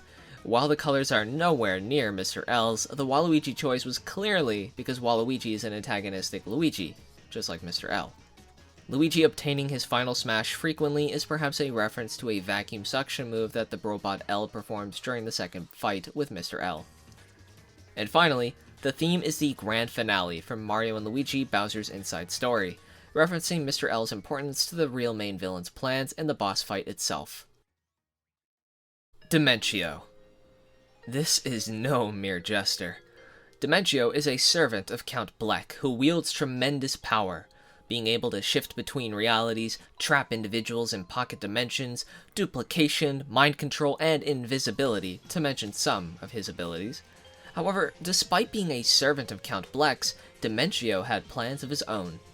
The initial plan proposed by Bleck was the destruction of the multiverse in favor of creating their own perfect world. But in the end, Bleck only sought to destroy all realities and leave them in ruin. This did not sit well with Dimentio, who craved a universe for him to control. So in secret, Dimentio assisted Mario, Bowser, Peach, and Luigi in their journey across realities to obtain the Pure Hearts, find one another, and bring them to Count Bleck's doorstep. In Mario's penultimate confrontation with Count Bleck, Dimentio offers a truce to take down Bleck and share this universe together. However, the brothers and their allies wanted to save the multiverse, not control it or destroy it. Luigi would hold off Dimentio's advance, letting Mario move onward to Count Bleck. In this battle, Luigi succeeds in defeating Dimentio, but is then trapped in a mirror box. In this box, Dimentio replanted the brainwashing seed in Luigi's mind to have him return to Mr. L and play his role when the time was right, as Luigi was the perfect host for the Chaos Heart, according to the Dark Prognosticus, the prophecy of the story. When Mario, Bowser, Peach, and Luigi, united as one, defeated Count Bleck, Dimentio returned, trying to strike the Count down for good. Stealing the Chaos Heart for himself and merging it with the brainwashed Luigi, Dimentio joining them. Ascending to godlike status, nothing stood in Dimentio's way now that the heroes used their trump card against Bleck. Or at least that's what Dimentio thought. Through the literal power of love, Tippy and Count Bleck bring the Pure Hearts back and use them against the ascended Dimentio, weakening him and allowing for the heroes to bring the Jester to his demise. The multiverse saved as a result. But what of Dimentio's spirit battle? Dimentio himself is represented by Meta Knight in his pink alt, the color scheme reflecting Dimentio's, while the giant Luigi in his purple alt is a reference to Mr. L and the form that both he and Dimentio take during the final boss fight. Meta Knight's increased attack power is to represent when Dimentio sends individuals into his pocket dimensions, where his power increases. The enemy dealing damage while falling is more than likely a reference to the downward stomp that Dimentio's final form does in the final boss. As for the stage and music, which are the Paper Mario stage and the battle theme from Color Splash respectively, they have no direct references. They're both just chosen because it's Paper Mario related. Finally, when Dimentio's spirit is equipped, your weight will be decreased, referencing Dimentio's tendency to float. Huey. This isn't your regular run-of-the-mill paint bucket. No, this is Huey. Huey holds all of Mario's paint throughout the game. This paint is what fuels Mario's attack cards and brings color back to people or places that have lost theirs.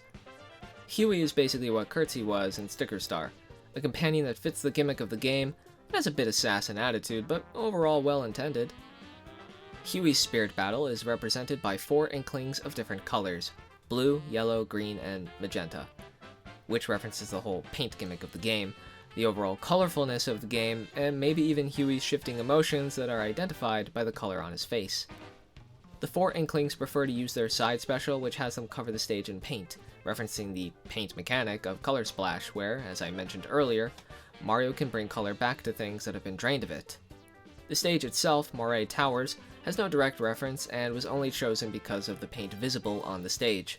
The music is the battle theme from Color Splash, which I don't think I need to explain why they chose this one. When the Huey Spirit is equipped, you gain resistance to water and freezing, a likely reference to Huey's protection over Mario from Bowser's black paint. Mallow. This little fellow believes himself to be a frog, due to being raised by frogs. However, Mallow is not truly a frog, if you couldn't tell. Mallow's true origin is that of the royal Nimbus family, a species of cloud-like people. When visiting the Mushroom Kingdom, a troublemaker named Croco robs Mallow of his special frog coin. Croco runs off, with Mallow trying to catch him, but he is unable to keep up. Growing upset, followed by tears, which causes a brief storm to occur overhead. Mario witnesses this and approaches Mallow. To make him feel better, Mario offers to retrieve the coin back, and Mallow would stay part of Mario's party from here on. Mallow as a party member is not very strong physically, but he does excel in magic, able to manipulate the weather, summoning rainstorms or lightning strikes, amongst other things. To reference this lightning power, the lightning bolt item will spawn throughout the battle. In Smash, Mallow is represented by 3 Robins in their white alts. Robin uses the 11 sword, which conducts electricity, and has magical spells that unleash electricity, which is the move that Robin spams throughout the battle. This is an obvious reference to Mallow's own magical capabilities, but the white alt is chosen for more than just being similar to Mallow's own color scheme. The white and red alt of Robin's was made to resemble the white mage from the earlier Final Fantasy games, which are developed by Square Enix, who also developed Super Mario RPG. The stage chosen is Magicant from Earthbound, which is a cloudy location, same as Nimbus Land, Mallow's true homeland. The music that plays is Time's Running Out from Mario & Luigi Paper Jam. The theme itself serves no direct reference to anything, but the theme chosen is from a crossover of 2 Mario RPGs, which are the successors towards this one. Finally, when the Mallow Spirit is equipped, you'll start the battle with 30% accumulated but have increased attack power, referencing Mallow's low HP stat but high magic stat. Geno. From the place of Star Road, a place that grants his wishes, an unknown higher authority grants the wish to bring life to a child's toy and act as a companion to Mario on his quest to defeat Exor, a giant sword that has impaled Bowser's castle. This toy that came to life went by a name incomprehensible to the human tongue, so instead he went by Geno to make things easier for everyone else. Geno contains the spirit of a warrior, and as a result, he has high attack stats. Geno is beloved by many, and while I may not share this overly intense desire people have for him to be in Smash, I would never say no to more fun and unique reps. Anyway, the spirit battle is a busy one, so we're going to keep Geno's history short. The fight contains 5 fighters, each meant to represent the 5 party members of the game.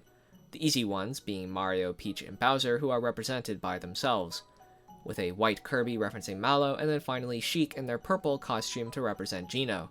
Their designs aren't overly similar, but they share some traits. Mario begins the battle holding a green shell, referencing the Koopa shell or Knock Knock shell, a weapon that Mario can use in the game. Bowser gains incredible physical strength, mirroring his own power stat within Super Mario RPG, while Peach will continuously heal over time, referencing her more support magic-based abilities. Kirby, referencing Mallow's cloud-like species, and relies on special attacks, which again references Mallow's magical stats. And Sheik begins the battle with the Super Scope, meant to reference Geno's arm cannon. The Star Rod and Warp Star items that appear in the battle might be meant to serve as a reference to Star Road, Geno's home, and his own original form that being that of a star. With the stage itself, which is Mario Galaxy, referencing Star Road's location, which is in space. The music is the Rainbow Road Medley, a track that takes place in space, but also has road in the name, so yeah. Prince Peasley. The Prince of the Bean Bean Kingdom, the main setting of Mario & Luigi Superstar Saga. This golden-haired hero was transformed into a dragon-like creature named Dragahoho by the nefarious Cackletta, who was out to steal Peach's voice. Mario and Luigi encountered this monster and had to defeat it, reverting Cackletta's spell on the creature and back into Prince Peasley. Afterwards, Prince Peasley offers his assistance throughout the brothers' journey to defeat Cackletta and bring Peach's stolen voice back. The prince's spirit battle is represented by Marth, a noble prince himself who also wields a sword. Marth is in his green alternate, referencing Prince Peasley's green skin. The stage is 3D Land, which I presume was chosen because of the greenery and the castle visible in the background, referencing the Bean Bean Kingdom itself. While the music is the battle theme from the 3DS remake's exclusive story mode, Bowser's Minions, which does feature the prince as an available ally. Fawful. This scheming, smiling, chortle-having individual is Fawful, who played the role of sidekick to the evil Cackletta in Mario & Luigi Superstar Saga, assisting her in her desire to obtain the Bean Star, a star that can grant wishes. He would get in the way of Mario & Luigi a few times in this adventure, but he was never the main baddie. In the following game, Partners in Time, Fawful ran a shop located in the sewers of Peach's castle, exclusive to Baby Mario and Baby Luigi, although he couldn't quite figure out why he recognized them. but the appearance everyone knows him for is in Bowser's Inside Story. No longer the sidekick nor a shopkeeper, Fawful has taken the role of main antagonist, having planned this for quite some time, by spreading a virus that turns its victims into bloated orbs, called blorbs, then tricking Bowser to consume a mushroom that lets him inhale anything in front of him, which Bowser unleashed on the Mushroom Kingdom, consuming Peach, Starlo, Mario, Luigi, and many more. This ultimately weakened Bowser and left both the Mushroom Kingdom and Bowser's castle ripe for the taking, and the maniacal Fawful took full advantage of it. Fawful plans to acquire the Dark Star, an immensely powerful and dangerous entity that would make Fawful unstoppable in his goal for world domination. Mario and Luigi assisted Bowser in regaining his lost strength, even gaining more than what he had before, and these two forces worked together to stop Fawful from succeeding in his desires. For Fawful's spirit battle, there are two fighters, with Iggy Koopa referencing Fawful himself, with their only shared trait being their goggles and the color green. The rocket belt that Iggy has equipped is to reference Fawful's vacuum helmet that he used in Superstar Saga and Bowser's Inside Story, while the Rob in its green alt resembles the Mecha Awful enemy, which are robots designed by Fawful meant to resemble himself. The battle itself is a stamina battle, which is meant to represent the health system in RPG games, as you'd expect. The stage is Prism Tower, which I believe is meant to represent where the final battle takes place in Bowser's Inside Story, which is at the tallest tower in Peach's castle. To further reference this final battle is the theme, the grand finale, the final boss theme of this game. When the Fawful Spirit is equipped, you gain a boost on electric attacks, meant to reference Fawful's energy-based attacks in Superstar Saga. Princess Shroob. In the past, the alien race known as the Shroobs leave their barren planet and arrive in the Mushroom Kingdom to conquer it, to provide their species a new home. However, the Princess Peach from the future used the power of the Cobalt Star to seal the alien princess's elder sister within said item, before shattering it, the pieces then scattering across the land. The time machine returned to the future while Princess Shroob captured Peach, now racing against both past and present versions of the Mario Brothers, who are also in search of these shards, with Princess Shroob wanting to retrieve her sister. In the end, Princess Shroob got what she wanted when baby Bowser's actions allowed for the Cobalt Star to become reassembled. The Mario Brothers face off against the elder Princess Shroob and save both timelines of the alien invasion. To represent Princess Shroob in her spirit battle is Princess Peach in her red dress. Shroob's dress is a bit of a redder shade of pink, so her red dress works well for the reference. After taking significant damage, Peach's damage and size will grow, meant to reference that after Shroob's defeat, her elder and larger sister took over. The battle itself is also a stamina battle, again referencing the fact that this is an RPG. At the start of the battle, Peach is equipped with a ray gun and back shield, the back shield possibly referencing Shroob's throne, which floats, I guess. Maybe that's a stretch.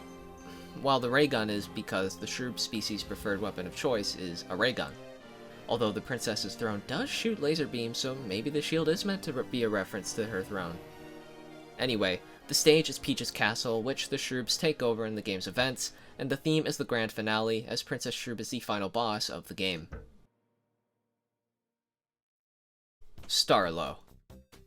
A star sprite that was called in during the Blur pandemic that has spread out throughout the Mushroom Kingdom, although she was a little underqualified for this predicament.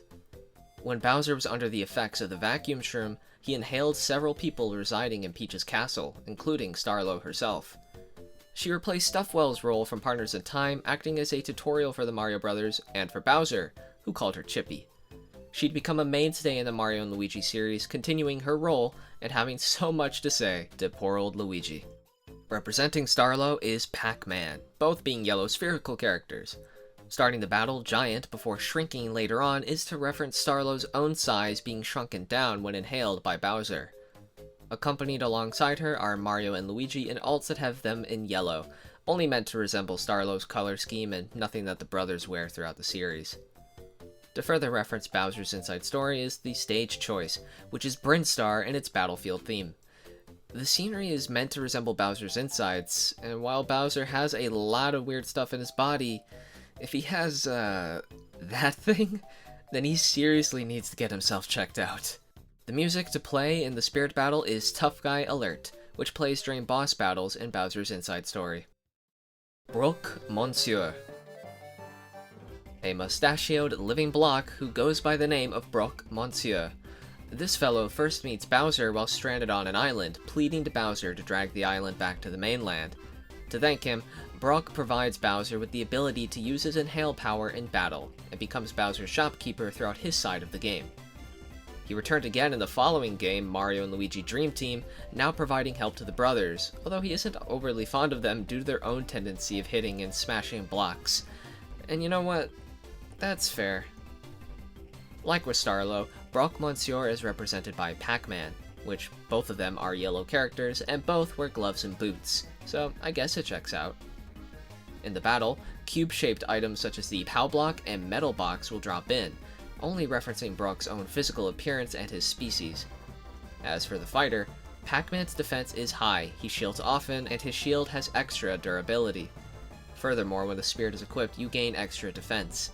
All of this is meant to represent how you technically can't beat Brock Monsieur. In the battles he's featured in, he is unbeatable. So thank goodness he's no main villain. The stage is the battlefield form of Mario Bros., a stage that features the POW block, again referencing his whole shtick. While the music is once again Tough Guy Alert. Dreambert. Prince of the Pilos and secondary tutorial guide in Mario and Luigi Dream Team. He is rescued by Mario and Dreamy Luigi inside of a dreamscape, providing his assistance and knowledge to the Mario Brothers in their quest to defeat Bowser and Phantasma. Unlike Starlo, Dreambert does enter Luigi's dream to ensure the safety of the brothers and to help them wherever they may need it.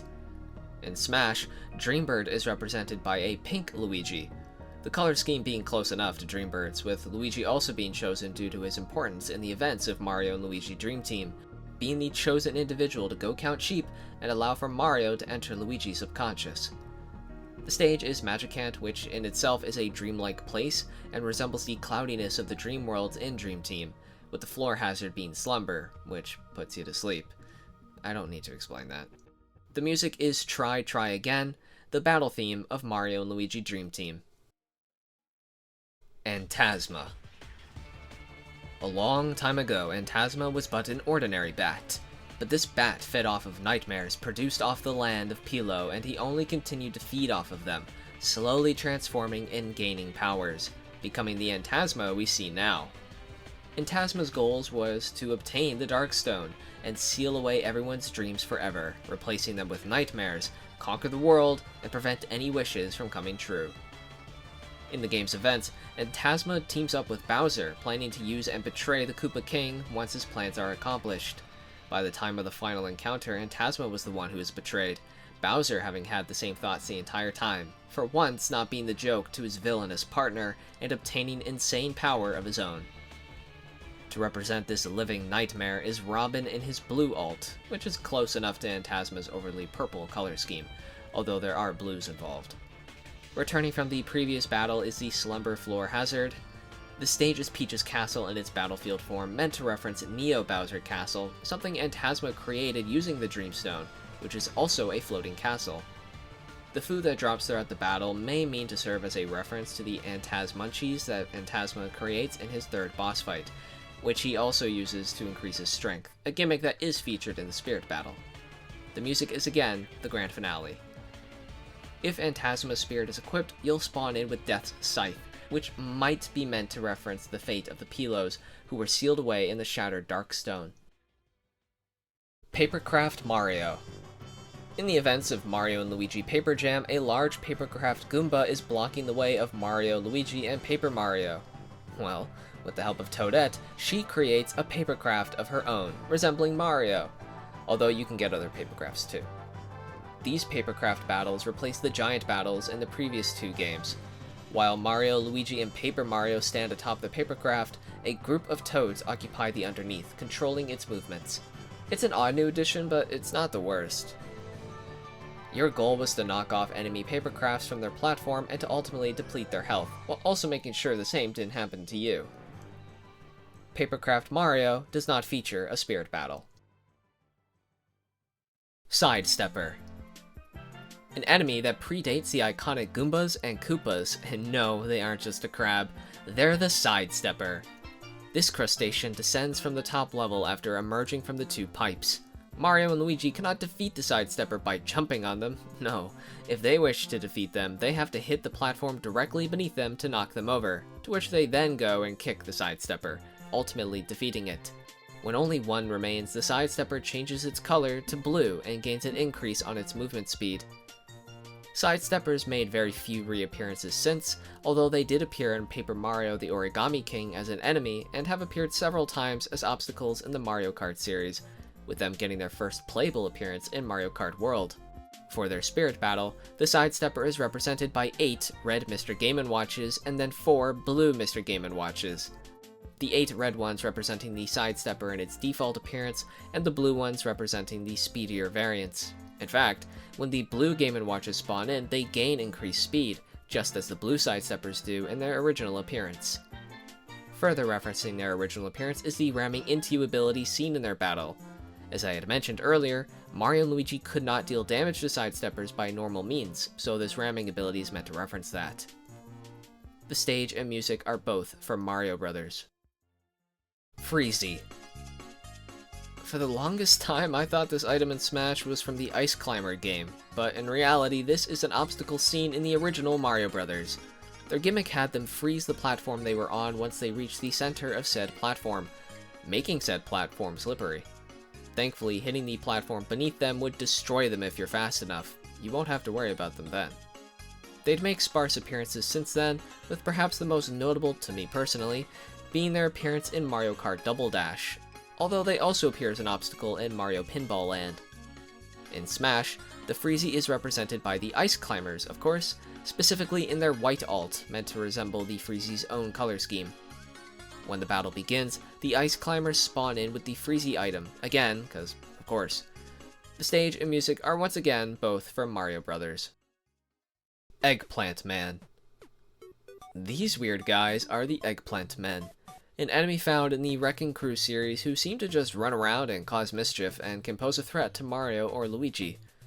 Truthfully, there isn't much else to say about these guys, but they did make an appearance in Chibi Robo Plug Into Adventure. But I don't have footage of this currently. To represent the Eggplant Man is a group of Warios in his 7th alt. The group of them meant to reference how Eggplant Men are seen in groups in Wrecking Crew. In the fight, the Golden Hammer will spawn, an item from Wrecking Crew that is used to defeat Eggplant Men. The stage and theme are both from Wrecking Crew. Viruses. Ever wonder what the germs inside you look like when you catch a cold or a fever? Well, I assure you it's not like this, and if they do look like this, it's time to call up Dr. Mario, or Dr. Luigi if you could take the L. The goal of Dr. Mario is to eliminate these viruses by tossing in mega vitamins of the same color while also trying to achieve a high score. In the original game and most of the following games, the only germs to destroy were a red one, named Fever, a blue one, named Chill, and a yellow one, named Weird. Though later games did introduce other colors. But the main 3 are the most consistent and well-known, even appearing as enemies in the Mario & Luigi series. In Smash, 3 Kirbys represent the viruses, again being red, blue, and yellow. The battle is under a time limit referencing the time structure of the Dr. Mario games. And the stage is Mario Bros. In its battlefield form, which I'm not sure what this is meant to reference, to be honest, while the theme is Fever, from the Dr. Mario games. When the Virus Spirit is equipped, you gain damage reduction to poison attacks, referencing your ability to destroy the viruses and cure diseases. Flies and Hand. Originating in a minigame found in Mario Paint, this minigame had you control a fly swatter with the mouse accessory for the SNES, to try and swat down a horde of nasty bugs. Your main goal was to flatten at least 100 across 3 levels, with a final boss to defeat at the end. This minigame appeared again in Super Mario Maker. The Flies in Hand spirit is represented by a white Donkey Kong, meant to resemble the glove holding the fly swatter, and 4 dark pits in their red alts, spamming their up specials to represent their annoying flying. In the battle, the Flies in Hand assist trophy makes an appearance, which is just the actual game playing itself out, basically. I'm not sure why food drops during the battle, but I guess flies do like food? I don't know. The fight being timed is a reference to your goal of crushing all the flies being timed itself, while the stage is the living room stage, cause where else are you gonna swing a fly swatter? Outside? Are you insane? Anyway, the theme is the Mario Paint medley, which needs no explaining. When the Fly's Enhanced Spirit is equipped, you'll be equipped with the battering items, which is just meant to reference the Fly Swatter itself. Shame they removed the fan item, though. Wanda. When wandering into a mythical forest, Wario dropped a bucket down onto Mario's head, blinding his vision and unable to remove said bucket. The fairy of the forest, Wanda, took it upon herself to guide the blinded Mario through the forest to free him of his rather tame curse. Mario and Wario is a strange Japanese exclusive game, and honestly, I have no idea how to really talk about this game. It's really odd. Gameplay-wise, it kind of reminds me of the Mario vs. Donkey Kong games. Anyway, the Spirit Battle has a tiny Palutena representing Wanda and her red alt, further referencing Wanda's appearance. Accompanied alongside her is a light blue Yoshi, Peach in her red dress, and Mario in his blue and pink outfit. This color scheme doesn't reflect how they appear in Mario and Wario, it's only meant to serve as a reference to them being in the game at all. The music for the battle is the Mario Paint medley. Both Mario and Wario and Mario Paint are games that are compatible with and reliant on the SNES mouse accessory. The stage is Green Greens, which is made to resemble the first world of Mario and Wario. Kid. This nameless kid is one of the 4 available protagonist options for the Game Boy Color version of Mario Golf, although he was available to play as in the N64 version via the transfer pack. According to a Nintendo website, Kid has been playing golf since he was 3 years old, so it's a bummer that he's just good enough when playing the game. He appeared again in Mario Golf Advanced Tour, albeit he was older now and teaching the new trainees at the Marion Club. Anyway, for his Spirit Battle, he's represented by 4 Marios in their black and white alts, having a similar color scheme to Kid's in his first appearance. The battle consists of heavy winds, which I'd assume is meant to reference the most common hazard you'll ever face in golf, both in real life and in video games, that being wind. The Beast Ball item appears in the fight as well, which is a white ball, so I guess this is the closest we'll get to a golf ball. While the stage is Golden Plains, meant to resemble the grassy golf courses in the earlier stages, and the theme is World Tour, a theme from Mario Golf World Tour. Take a guess why they chose this one. Professor Elvin Gadd. An old mad scientist who's utterly fascinated with all things paranormal, this is Professor Elvin Gadd, or E-Gadd for short. The evil King Boo would escape his portrait and release all the other ghosts that E-Gadd had collected, with them constructing a mansion outside of his lab. Too old to hunt them down himself, he'd have help with a recent arrival, a green-wearing scaredy cat in search of his lost brother. Since this meeting, E-Gadd would partner up with Luigi whenever he needed some paranormal help, even if poor old Luigi despised it. E-Gadd was an inventor of many things, such as the Poltergust series of ghost-catching devices, the Flood, the paintbrush that Bowser Jr. uses, the Gooigi assistant, and even a time machine. He'd even make a brief appearance in Mario Party 6. Now, when can he be playable? Please? If a fish and a cow could be playable in Mario Kart World, then surely E-Gadd can too, right? I mean, he was gonna be playable in Mario Kart DS, so come on! Professor E-Gadd does not feature a Spirit Battle. Poltergust 5000. After creating the Poltergust 3000 for Luigi to use in the first Luigi's Mansion, and then the Poltergust 4000 for Luigi to use in Mario Kart DS, it was time for yet another upgrade. Introducing the Poltergust 5000, now capable of having brighter flashes of light to stun ghosts, equip a dark light bulb to reveal items that have been turned invisible by spirits, and in general have an easier time catching ghosts. Although in the following game it would be replaced again with the Poltergust Goo. For the Spirit Battle, the fighters chosen aren't to represent the Poltergust, but instead the multiplayer mode from Luigi's Mansion Scarescraper. Although, annoyingly, Luigi does not have alts that properly reflect these costumes because... I'm not gonna get into that rabbit hole right now. Anyway, the 4 Luigis are meant to represent the 4 playable Luigis in Scarescraper. The Luigis rely on their grabs, which has them toss a plunger and toss you elsewhere, although this ability is exclusive to the next model in the Poltergust series, not the 5000. The stage is Luigi's Mansion, and the theme is a Luigi's Mansion medley. When the Poltergust 5000 spirit is equipped, you gain immunity to fog, referencing how the vacuum can suck up anything. Polterpup. A cute spectral pup who just wants to play, albeit at the worst of times. Polterpup will steal items that Luigi needs occasionally throughout the game, hoping for Luigi to come and find him. This annoying mechanic isn't the worst compared to the kitty in the next game that really just pads out a segment of the game, but I digress. Polterpup acts as a way for Luigi to grow comfortable around the paranormal, and by the end of the game, he adopts him, bringing him home and to the Grand Hotel in Luigi's Mansion 3 when given an invitation. Representing Polterpup is the Duck Hunt dog in his white alt, although he is invisible in the fight, so you wouldn't know this either way.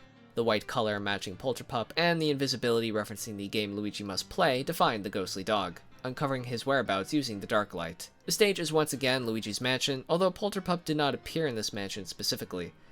While the theme is On the Hunt, Gloomy Manor, the mansion where Luigi first meets Polterpup. Perry. Once upon a time, a young boy who knew not of their identity or past lived up in the mountains. This young boy held extraordinary power and was met by a kind old man who adopted the boy upon discovering that he had no home to call his own. When on a walk, the boy and his new father were attacked by two mysterious figures who captured the boy, aware of his magical power. They turned the boy into an umbrella after his father tried to protect him. Somehow, the boy, named Perry, escaped and wound up in a shop, where Toadsworth found him and purchased him as a gift for Princess Peach. When Bowser stole the Vibe Scepter and captured the Mario Brothers, it was up to Peach to rescue them this time around, now with the assistance of Perry, who would slowly regain his memories as the game progressed. He hoped to see his father again someday, but first wanted to carry out his wish to help Peach save her friends. Upon their rescue, Peach and Perry walked off to reunite Perry with his father. So who else to represent Perry in his spirit battle than Princess Peach herself in her golden dress? The gold was chosen due to its similarity to Perry's color scheme. In this battle, Peach will prefer to use her up special, which has her summon her umbrella. Perry was actually meant to replace Peach's umbrella in Brawl, so take that trivia. Peach's slow descent from the air, while already a mechanic of hers in several Mario games, is meant to reference Perry's float-brella technique, an upgrade Peach can obtain in the game. This is again referenced in the spirit's ability when equipped, which does the same thing. The stage is Golden Plains, a grassland that mirrors La-Di-Da Plains from Super Princess Peach, the first world of the game. The theme is the ground theme, and I guess that's just to match the La-Di-Da Plains. Waluigi from Super Mario Strikers. The sport of soccer is filled with people who love to fake injuries, so Mario asked the question, what if soccer only consisted of injuries? Well, the answer was Super Mario Strikers, a chaotic twist on the sport of soccer where there are no rules. In the sequel for the Wii, they upped the ante, and now everyone got even more edge and brutal, including the lanky villain, Waluigi. Donning the number 0, Waluigi's special ability creates vines to spurt from the ground and block or damage the ball and other players. This special ability is called Wall Luigi, by the way. Great stuff. When deking with the ball, Waluigi takes it upon himself to pick up the ball and move out of the way. Pretty sure that's an illegal move, but then again, this is Mario Strikers. For his spirit battle, Waluigi is again represented by Luigi in his purple alt, with the stage taking place atop the Woohoo Island Swordplay Coliseum section, which is the closest we'll get to a soccer field, I guess. In the battle, the soccer ball item will appear often, which actually is meant to reference the Strikers series. Truthfully, I thought it was just a soccer ball, but it has the Mario series icon, so yeah. The music is Country Field Away Team from Mario Sports Superstars, which does feature a soccer mode. Finally, when Waluigi's Striker Spirit is equipped, you gain increased foot attack. Though regular Waluigi gave this stat as well, this is a more direct reference to the sport of soccer. Petey Piranha from Super Mario Strikers. The Strikers League champion himself, it's once again Petey Piranha. Unlocked by completing the Striker Cup and in a weight class of his own, Petey Piranha is here to muddy the competition. I'm not clever, I took that last part from his official description. Anyway, Petey's special ability is to throw up all over the field to slow down players. That's really nasty, bro. The Spirit Battle has a giant Ivysaur in its red alt, obviously meant to parallel Petey's own size and color scheme, and the two of them featuring leaves. The stage, the item, and theme are the same as Waluigi's, so we'll move on to the other details. Oh, that's it? Well, then never mind. Mini Mario. I think I couldn't do this toy any justice, so I'll let the game itself introduce this. Mini Mario toy. It walks, it talks, it says money. Each one comes in its own crystal ball. Collect one, collect them all. Be the first one on your block to own the amazing new Mini Mario toy. Hurry before they're all sold out. Hurry, buy one, buy them all. On the Game Boy Advance came a new spin-off series called Mario vs. Donkey Kong, where DK has stolen all of the Mini Mario toys and it's up to Mario to steal them back. It's a fun puzzle game, although every sequel changed the premise where the Mini Marios were the main character and not the main plumber himself. There was also this amiibo one that I never played, but it had Luigi, and so that's based. The real question is, why hasn't this toy gotten official merchandise? Anyway, the Mini Mario does not feature a spirit battle. Mini Mario and hammers.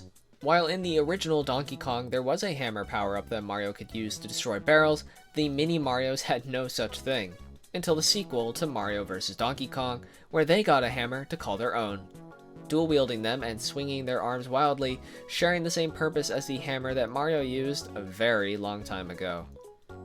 The Mini Mario and Hammer Spirit does not feature a spirit battle. MC Ballyhoo and Big Top. Welcome to the Star Carnival! Smearno. Sorry, bad habit. This is MC Ballyhoo, the host of the Star Carnival, the festivity that's held for Mario Party 8. His hat, Big Top, accompanies him at all times and seems to be the more rational one between the two.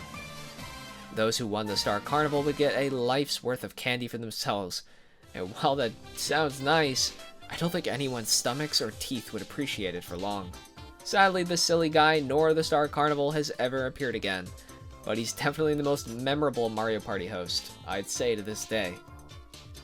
For his spirit battle, he himself is not represented. Instead, Mario, Yoshi, Luigi, and Peach are present in the battle, only referencing them being in the Mario Party series since day one, alongside Wario and Donkey Kong, who are absent for this battle. The four of them are in blue alts, which I guess is meant to resemble MC Ballyhoo's color scheme, although he's mostly purple, I'd say. The stage is Mario Circuit, which is another Mario spin-off, but mainly I think this is done because the castle in the center is possibly resembling the giant structure in the middle of the Star Carnival, which is very castle-like. And throughout the battle, the superstar will drop down, and if you've never played Mario Party, then let me explain super briefly. Stars are your goal in Mario Party. If you have the most of them, you win. The music is Pandemonium, a minigame theme for Mario Party 9. MC Ballyhoo isn't present in that game, so this is only to reference Mario Party itself. Rabid Peach. One of the weirdest crossovers that I can think of, but oddly it works fairly well. The Rabbids accidentally find themselves in the Mario universe and have already caused chaos throughout it, with some aligning with Bowser Jr. and others helping Mario and his friends. Those who help Mario have taken on their personalities and even appearances, though I should clarify, these personalities are exaggerated and not too close to the original. Rabid Peach is a very sassy, bossy individual, one who gets bored quickly and is glued to her phone, and seems to have jealousy towards the real Princess Peach. So I'm sure she'd be thrilled to know that she's represented by Peach in her white dress, with the white meant to mirror the rabbit's fur. She's equipped with a super scope, meant to reference the weapons used in Mario and Rabbids, although in Rabid Peach's case, she specializes in mid-range combat. She also heals throughout the battle, which is designed after an ability of hers in her origin game, where she also plays the role of support. While her tendency to avoid combat might be a reference to the game's combat, where you take cover and that is key to your squad survival. The stage is 3D Land, which has Peach's castle in the background. In the first Mario and Rabbids game, Peach's castle acts as the hub area. The theme is the Arcade Bunnies theme, which is only a reference to Rabbids being rabbits. Finally, when Rabid Peach's spirit is equipped, you gain an increase on your jump, meant to reference the squad jump ability where you can boost allies forward. Rabid Mario. Unlike regular Mario, Rabid Mario is very reckless, destructive, and quite the show-off.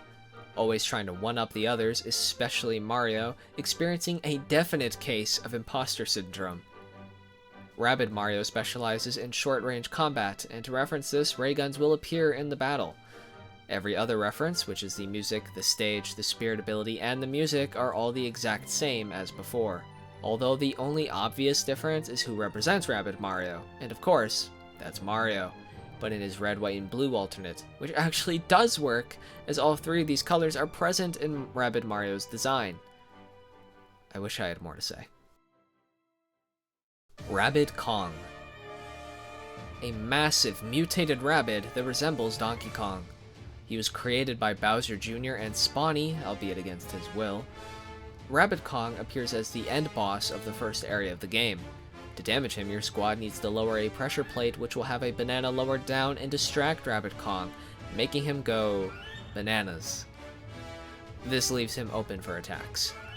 So to represent Rabbid Kong is Donkey Kong in his white alternate, being the one to look most like his rabbit self in Smash.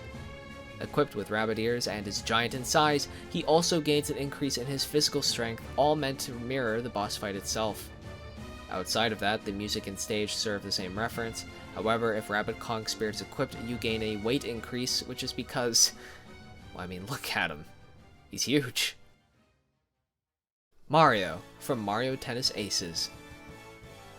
With the release of Mario Tennis Aces, some characters gained some new drip to better fit the sport, and of course, Mario was an all-around character, meaning he's got fairly balanced stats, not being bad at anything, but not being amazing either. As per usual, this makes Mario a great character to practice the game with. Anyway, the Spirit Battle features Mario and Peach, who are tennis partners, at least when he's not partnered up with his brother Luigi. Mario's in his Stars and Stripes, which is based on an outfit he wore in a golf game, so I guess this isn't the first time Mario's dressed for the occasion. Over with Peach, she's in her white and red alt, and this has no reference. Although, Peach does prefer to use her side smash, which does have her use a tennis racket, depending on the angle, and I don't think I need to explain why she likes to swing a tennis racket for this fight. In the Spirit Battle is the Color TV Game 15 Spirit, which is just Pong. And what's Pong based on? Hockey, yep, that's right. No, it's tennis. The stage is Woohoo Island in its Sword Coliseum section, resembling the Marina Stadium court with the hard flooring, with the music being the title theme from Mario Tennis Aces. When this spirit is equipped, you gain an increase on your critical hit, a reference to the special shots that were unique to this entry in the Mario Tennis series. Luigi from Mario Tennis Aces. Like his brother Mario, Luigi is an all-around character, although he's automatically better than Mario for the simple fact that he's Luigi. Though we did learn some unfortunate information about Luigi because of this game. Anyway, Luigi wears his white alternate, matching the color scheme of his tennis outfit in this game, and accompanied alongside him is Daisy, his tennis partner, when not matched up with Peach. Daisy is in her green alt, I guess referencing Luigi himself, and like with Peach, Daisy prefers to use her side smash to summon her tennis rackets. The stage is Pokemon Stadium 2, which could either be a reference to the Marina Stadium in its grass variation, or the more known variant of the Marina Stadium, where it takes place at night, matching the stage's own skyline. The music is the stadium theme from Mario Tennis Aces. When this spirit is equipped, you gain an increase on weapon attacks, referencing how you're swinging a tennis racket in these games. Dice Block. When playing a board game, you're going to need a way to move your character or token around the board, and what better way to decide how far or little to move than a dice? Well, obviously such a thing would exist in Mario Party, a game that is meant to mimic a board game. In the Mario Party series, you can roll 1 to 10, traversing around the board in pursuit of a star, with other entries adding other types of dice block that can either prevent movement for other players, give yourself larger rolls, or even let yourself choose your roll. But with the release of Super Mario Party came with it the introduction of character-specific dice. Every character in the game had their own exclusive dice that had pros and cons, providing coins or letting you move beyond the maximum number, but as I mentioned, there was downsides. Sometimes you wouldn't be able to move at all, and so that meant there was some risk in using these character-specific dice. Me personally though, I never liked this mechanic. I think making specific characters have advantages in Mario Party takes away some fun, as there shouldn't be a strategy behind who I play as. I shouldn't be penalized for being a Luigi fan. Anyway, the dice itself isn't represented, more so just the idea of Super Mario Party, with Mario being the main fighter accompanied by Peach. The colors mean nothing, but Peach being here is meant to reference the ally system of Super Mario Party. In this game, you could recruit allies and use their character dice to your advantage. So if you're me, and you only ever want to play as Luigi, but you want someone else's dice, then this is how you go about it. In the fight, several crates will drop down, only serving a reference to the shape of the dice block, a cube. The stage is Princess Peach's castle, and this is either chosen because it's a Mario stage, or it could be a reference to Mario's Rainbow Castle, which has Peach's castle-like qualities. Although, because this isn't the 64 version of the stage, it might just be the first option. The music is again Pandemonium from Mario Party 9, which obviously still features the dice blocks. When the dice block spirit is equipped, you gain an improved escape ability, which I guess is just meant to say how the dice in Mario Party can help you move around and maybe avoid a Bowser space, if you're lucky. River Survival. A co-op minigame in Super Mario Party where players work together to traverse through a ravine, avoiding obstacles. Along the way, you'll be met with balloons, and if you run into those balloons, you can play a cooperative minigame that'll grant you more time to reach the end, as long as you got yourself a good ranking. There's several paths to take to reach the finish line, and it's up to you to communicate properly with your team to reach the end in time. The four fighters are Bowser, Kirby, Yoshi, and Rosalina, all in their red alts with Rosalina in her white alt, which I guess is meant to mirror the boat's color scheme. Bowser, Yoshi, and Rosalina are playable characters in Super Mario Party, while Kirby may be referencing the Goomba who made his first playable Mario Party appearance in this game. The Party Ball item will be seen in the stage, meant to reference the minigame balloons you can pop during River Survival. And the fight is under a time limit, just like the minigame itself, and the raining down bombs are again a gimmick in River Survival where you must dodge the bombs coming down.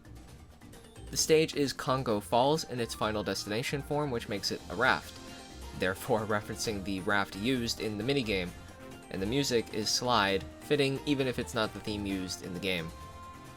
When the River Survival spirit is equipped, you gain Falling Immunity, which I believe is meant to reference the raft's insane ability of never getting damage despite going down waterfalls. Golden Dash Mushroom. Introduced in Mario Kart 64, this mushroom behaves like the regular Super Mushroom would in Mario Kart, except now with the added ability of spamming it as much as you can under the limited time you can hold it for. It's good for catching up on tracks that aren't Rainbow Road, although you won't have that issue in 64. In Double Dash, the Golden Mushroom became an exclusive item to Toad and Toadette, but went back into the public item pool in the following games. Aside from the golden coloration, other ways to differentiate it from its normal cousin is a crown above its head. In the Spirit Battle, there is a golden Mii Brawler with the mushroom hat on, all resembling the golden mushroom's appearance. The Mii Brawler's speed is very high, matching the speeds you can reach with the item, and they gain super armor, which doesn't really reference anything to be honest, but they do gain the ability to cause damage by ramming into you, which might be a reference to you pushing racers out of the way due to how fast you're going. During the fight, items also featured in the Mario Kart series will spawn in. The stage is Figure 8 Circuit, and the music is Mario Circuit from Mario Kart 8. Both are games that feature the Golden Mushroom in its item selection. When the Golden Dash Mushroom is equipped, you become giant. This isn't something the Golden Mushroom can do, but it might be a reference to another mushroom with yellow in its color scheme, being the Mega Mushroom. Peachette. When New Super Mario Bros. U was ported over to the Switch, it got the deluxe treatment, and that treatment more specifically meant the addition of Toadette, who had a power-up exclusive to her, the Super Crown. When Toadette touched the Super Crown, she'd become Peachette, looking similar but not quite exactly like Princess Peach.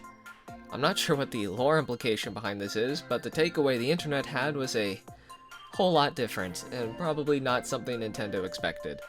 As Peachette, you gain Peach's float ability. She also gets a second chance when falling down into lava, poison, or a pit, bringing her back up, though this only happens once, so if she does it again, she will lose a life. Peachette would reappear again, unfortunately, in the following Mario Kart games, being Tour and 8 Deluxe's DLC. So to represent Peachette is obviously none other than Peach, accompanied by Luigi, Mario, and a Mii brawler with a mushroom hat and in yellow clothes, meant to reference the fourth player in the game, a yellow toad. The low gravity scene in the fight is to resemble Peachette's float ability, and the timer, I guess, is to represent the timer in the levels of Mario games to begin with. The stage is obviously Mushroom Kingdom U, and the music is the ground theme, also from New Super Mario Bros. U. When Peachette's spirit is equipped, you gain an increase in jump height, a reference to Peachette's float and double jump. Peach, from Paper Mario, the Origami King. Origami King starts just like any other Mario game, with Mario and Luigi getting an invitation to Peach's castle. Although, upon arriving at the castle, something seems off. And not long after this uneasiness, the princess arrives, different and asking ominous questions, falling victim to the Origami King. In the final act, Mario, Olivia, and Bowser return to Peach's castle with a similar sequence playing out. However, instead, Ollie decides to turn the castle into his own origami one, including Peach's origami body being part of it. To represent this, Origami Peach is Peach, of course, accompanied by a Chain Chomp assist trophy, who might be a reference to Princess from Color Splash, but I'm not sure why they'd reference that here. And the hammer item will be seen in the fight as well, Mario's main weapon when he's not smashing enemies with his boots in the Paper Mario games. The stage is Peach's castle, which needs no explanation, and the music is the Paper Mario medley, another simple one. When Origami Peach's spirit is equipped, you gain a float, which is something regular Peach is capable of. Olivia. Olivia is Mario's partner in Origami King. You first meet her stuck between the walls of Peach's castle dungeon. She's full of personality and curious for the world around her. She can transform into any of the 4 elementals after Mario defeats them by learning their Bibliofold instructions, allowing her to accurately use their powers. She carries the burdens of her brother's actions and those who have sacrificed themselves just for her own safety, and after getting reassurance from Mario and, oddly enough, Bowser, she overcomes her fears and bests Ollie using a vital folding technique, which allowed her to take the form of a giant hammer, allowing Mario to repeatedly whack Ollie with it. She uses Ollie's origami body to make the fabled 1000th origami crane in order to make a wish to undo all of Ollie's origami. To represent Olivia is Pikachu, both being yellow and Pikachu's ears resembling Olivia's 2-pointed crown. Alongside Pikachu is Mario and a tiny Bowser. Mario's obvious, being the main character of Paper Mario and who Olivia accompanies in the game, but the tiny Bowser is to reference the fate of poor old Bowser in this game, where he's folded up several times into a small square. The gimmick of having high attack and defense when at high percentage may be a reference to her being able to turn into one of the elementals, and the air attack increase might just be due to Olivia being able to float. Oh, and the messed up reference of having the bombs come down during the fight, referencing Bobby, who was gone too soon. The stage is Paper Mario, which may not have a Origami King section, but it's the same series, and the same applies to the music, which is the battle theme from Color Splash. King Ollie. King Ollie is the titular Origami King in Paper Mario, the Origami King. He arrives at the Mushroom Kingdom to cause havoc and turn its citizens, mostly the Toads, into origami like himself due to his hatred for his maker. His maker being a Toad that loves arts and crafts. The craftsman made Ollie with the forbidden technique called the Fold of Life, which allows origami to gain sentience. He also wrote on Ollie's body, much to Ollie's displeasure. Ollie, upon being given life, betrayed his maker and studied the craft to make his own origami, his first creation being Olivia. After taking over Peach's castle, Ollie makes 999 fabled origami cranes and threatens to use Mario's paper body to be the final crane should he win.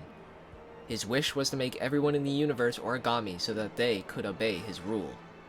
Upon being defeated, Ollie wakes up from his selfish nightmare and realizes what made Olivia so special. He asks Olivia to read the scribble that was on his body left by his maker. Be a good and respected king.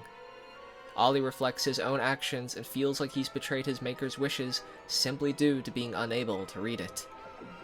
Representing King Ollie is Toon Link in his purple tunic, both being blonde-haired individuals in purple, their hair shape even being similar. With him is a giant metal Pac-Man meant to represent a stapler, which acts as King Ollie's guard dog. Fitting choice, I guess, as Pac-Man loves to munch down like a stapler is designed to.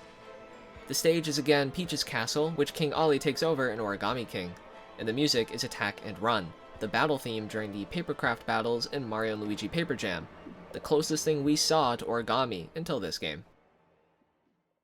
Fury Bowser. The rawest thing to ever come out of the Mario franchise. This molten-colored Bowser is giant in size and filled with rage, covering the landscape in black ink, growing more powerful as he hides in his shell until he comes out to cause all sorts of chaos and destruction. Bowser Jr. was unable to help his father once he took this form, panicking at what to do, as Bowser lost his mind and only became full of rage. When Mario found his way to the place, Bowser Jr. begged Mario to help him, swallowing his pride and even admitting that he never asked Mario for help normally, but his dad means a lot to him. So Mario agrees, and together they rush off to find a way to bring Bowser back to normal.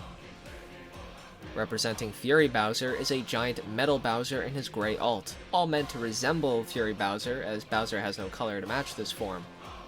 He is also equipped with the Super Spicy Curry, which actually works this time around as Bowser's color scheme contains molten highlights and he spews out destructive beams of fire. The stage chosen is Find Me in its Final Destination form, which might be intended to reference the intro of the game and when Fury Bowser is moving around, causing heavy rainstorms, dark and moody lighting, and raining debris.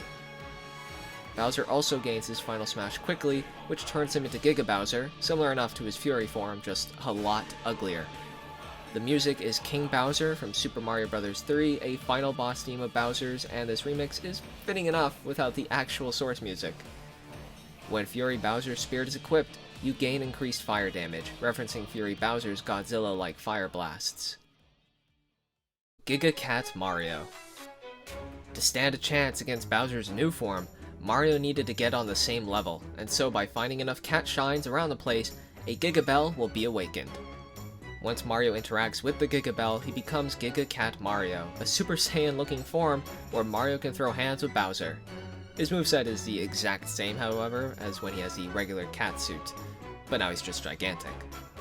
To represent him, a giant Mii brawler in a cat costume takes center stage, accompanied by Bowser Jr., who helps Mario throughout the game. The stage is once again Find Me in its Final Destination form, probably serving the same reference. While the music is the Great Tower Showdown 2 from Super Mario 3D World. The Bowser's Fury side mode is featured in 3D World Switch port, and this theme is also the final boss theme of the main game. When the Giga Cat Mario spirit is equipped, you gain increased jump height, referencing how Mario's gotta slam down on Bowser's exposed stomach to cause some real damage. Kittens. These are just cats. There isn't anything overly special about them. Seen only in Bowser's Fury, they resemble the 5 colors of the playable characters in 3D World. Yellow being Mario, green being Luigi, pink is Peach, blue is Toad, and the darker cat is Rosalina. So as a result, these colors are used in the spirit's representation, which are 5 Kirbys in those same 5 colors. Dialing it back though, the kittens serve no real purpose. They just wander around on their respective islands, get scared when Mario approaches, but will snuggle up to him if he's in his catsuit. Back to the spirit battle. The stage is Delfino Plaza, an island surrounded by water, just like Bowser's Fury, which features several islands to explore and search for these cat shines. While the music is the main theme of Super Mario 64, which I guess is just a reference to the open level design of Bowser's Fury. The increased speed but light weight might be a reference to the kitten's running speed and Mario's ability to pick them up and throw them, if you feel like being cruel. This is referenced again in their spirit ability when they're equipped. Seen in the fight are several ball-shaped items. The kittens in the game can sometimes be seen playing with ball-shaped things near them, so this checks out. Mario, Luigi, and Peach from Mario Golf Super Rush. Due to the 3 of them having limited information, I will be combining Mario, Luigi, and Peach's section into one and discussing their battles individually. Mario and Luigi take the specialty of speed this time around, with their doppelgangers, Wario and Waluigi, taking the all-around, which is pretty cool and new actually, while Peach focuses on control. Like Mario Tennis Aces, the 3 of them feature new designs for this sport, fitting in with the golf aesthetic. But what of their spirit battles? Well, for Mario's, he's represented by Mario in his Stars and Stripes, which means we finally have come full circle, as this outfit did originate in a golf game. Mario is equipped with the Ore Club item, with ball-shaped items coming down in the battle, both meaning to represent golf clubs and golf balls. Mario will also be given invincibility at times in this battle, based on his Super Star Strike ability, where Mario uses a superstar to swing the ball with increased strength. The stage is Yoshi's Island from Melee, meant to resemble Bonnie Green's, a golf course in Super Rush, and the music is World Tour, a theme from a different Mario Golf game. When Mario's Spirit is equipped, you gain increased speed, meant to reference the gimmick of Super Rush, where you could manually move between holes by dashing. Over with Luigi, for some reason there's 10 of him. I'm not sure why. Luigi has increased speed from the get-go, sharing the reference that Mario's Spirit has, and is equipped with a fire bar, I guess meaning to reference the golf clubs? Although in this game, Luigi's gimmick is ice. The stage is Woohoo Island on the bridge section, meant to reference Ridge Rock Lake, which has a wooden bridge section as well. The music is the remix combination of Mario Tennis and Mario Golf. Finally, when Luigi's Spirit is equipped, you gain increased strength on battering items, referencing the golf clubs themselves. And now for Peach, represented by both Peach and Daisy, both preferring to use their side smashes, which feature a golf club. The stage takes place on Delfino Plaza on the Pillar section, perhaps referencing Ridge Rock Lake again, which has mountainous and dangerous terrain. As I mentioned in Kids section a while ago, the hazard here is wind, because again, in real life and in video games, wind is a very common obstacle in the game of golf. Seen in the fight are the items from Mario Kart, which reference the similar item pool seen in Super Rush. The music is the title theme from Wii Sports, which does feature a golf game in it, though I am pretty bad at it. And for the last thing, Peach's Spirit when equipped gives a boost on weapon attacks, sharing the reference that Luigi's Spirit grants. Peach and Stella. After a Toad found an advertisement flyer for the Sparkle Theater, Princess Peach and her Toads take a trip to see the show. However, not long after their arrival, an evil being, laughably named Grape, appears and traps Peach within the theater, while also causing mischief. Upon Grape's attack, a Sparkle named Stella appears, acting as the theater's guardian. She decides to assist Peach in saving those trapped inside and to stop Grape, granting her powers and transformation abilities to better fit the role of the play she finds herself in, but we'll get to that later. To represent the duo is Peach in her regular pink dress, and Kirby in his yellow alt. Kirby obviously mirroring Stella. The stage is Luigi's Mansion, I guess due to their shared trait of having carpets, but mainly Sparkle Theater does get some damage from Grape's attacks. While the music is Fossil Falls from Super Mario Odyssey, another Mario game where the main character can change forms or outfits. But what of the assist trophies? Well, as I mentioned, in this game, Peach can change her role to fit the part. Whether it's a brave sword fighter, represented through Lin, or a baker, represented through Chef Kawasaki, and Kung Fu fighter, represented through Akira Yuki. Each of these roles give her new abilities to help her through her adventure. Elephant Mario. Like all new 2D or 3D Mario games, comes with it brand new power-ups.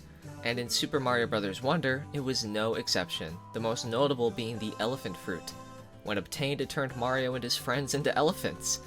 As an elephant, you could destroy blocks ahead of you with your trunk, swipe enemies out of the way, store water, and give it to plants to get things, or water the poplins seen at the end of the level. Representing Elephant Mario is Mario in his blue alternate, whilst being giant but slower in movement speed, though the elephant form doesn't slow your speed at all in Wonder. Favoring his down special, which has him use his Flood, a move that sprays water out, just like the elephant form can do, albeit the ability doesn't cause any damage. Just like the Flood actually, so I guess it works out. The stage is Fountain of Dreams, again referencing the elephant's ability to soak up water in their trunk, although this is a double reference as in the first level of the game there is a fountain featured, while the music is Rico Harbor from Sunshine, a game all about water. They do know the elephant is more than just water stuff, right? Anyway, when Elephant Mario's Spirit is equipped, you gain super slow armor, only referencing the trunk's ability to damage blocks and enemies ahead of them. Sword Fighter Peach. As I mentioned earlier about Peach's transformation abilities, one of them is Sword Fighter Peach, slicing her foes and vines with elegance and grace, helping feats from Grape's destruction. She's also left-handed. However, to represent this form isn't Link, even though he is left-handed, but instead it is Lucina, which makes more sense anyway. Both wield similar swords, and Lucina's default color scheme is close enough to Peach's sword fighter outfit. Peach even gains the ability to counter in this form, which is part of Lucina's moveset. The stage this time is Hyrule Castle, a reference to when Peach first gains the sword fighter costume, where she marches towards a castle while destroying vines and rescuing or empowering Theets. The music, being Kingdom Stadium Night, is also meant to share this reference. This battle is also a stamina battle, which I guess is a reference to this game having a health system rather than when you take a hit, you lose type of thing like the traditional Mario games. Wonder Flower and Talking Flower. When arriving in the Flower Kingdom, there was two main attractions that stuck out to a lot of us. A talking flower who is never quiet, and the new gimmick of the game, the Wonder Flower, which transforms any level into something new and exciting. Whether it's becoming a blob, or watching pipes crawl like caterpillars, or enjoying the singing of piranha plants. There's all kinds of things, and it's exciting to discover them for yourself. As for the talking flower, he's just here for comedic relief, and the occasional hint depending on his placement. He appears again in the upcoming Super Mario Party Jamboree plus Jamboree TV. That title sucks. The Assist Trophy Skull Kid appears in the battle, who does a variety of different things to all players, meant to reference the chaos that the Wonder Flower can often unleash. But unlike Skull Kid, the Wonder Flower has no nefarious plans to end the world. I hope. Your goal in this fight is to defeat the main fighter, being the Blue Kirby, which is a reference to how the Wonder Flower levels work once you activate one. Once activated, you must find the Wonder Seed to turn off all the chaos around you, hence why you must defeat the Blue Kirby. The army of yellow Kirbys are all meant to represent the Talking Flower and just how many of them you'll find throughout the game. And the stage is Mushroom Kingdom U, which might be meant to reference the different levels throughout the game, such as Pipe Rock Plateau, Fluff Puff Peaks, or the various castles. And finally, the music is Pandemonium from Mario Party 9, referencing the chaotic music that plays when a Wonder Flower is activated.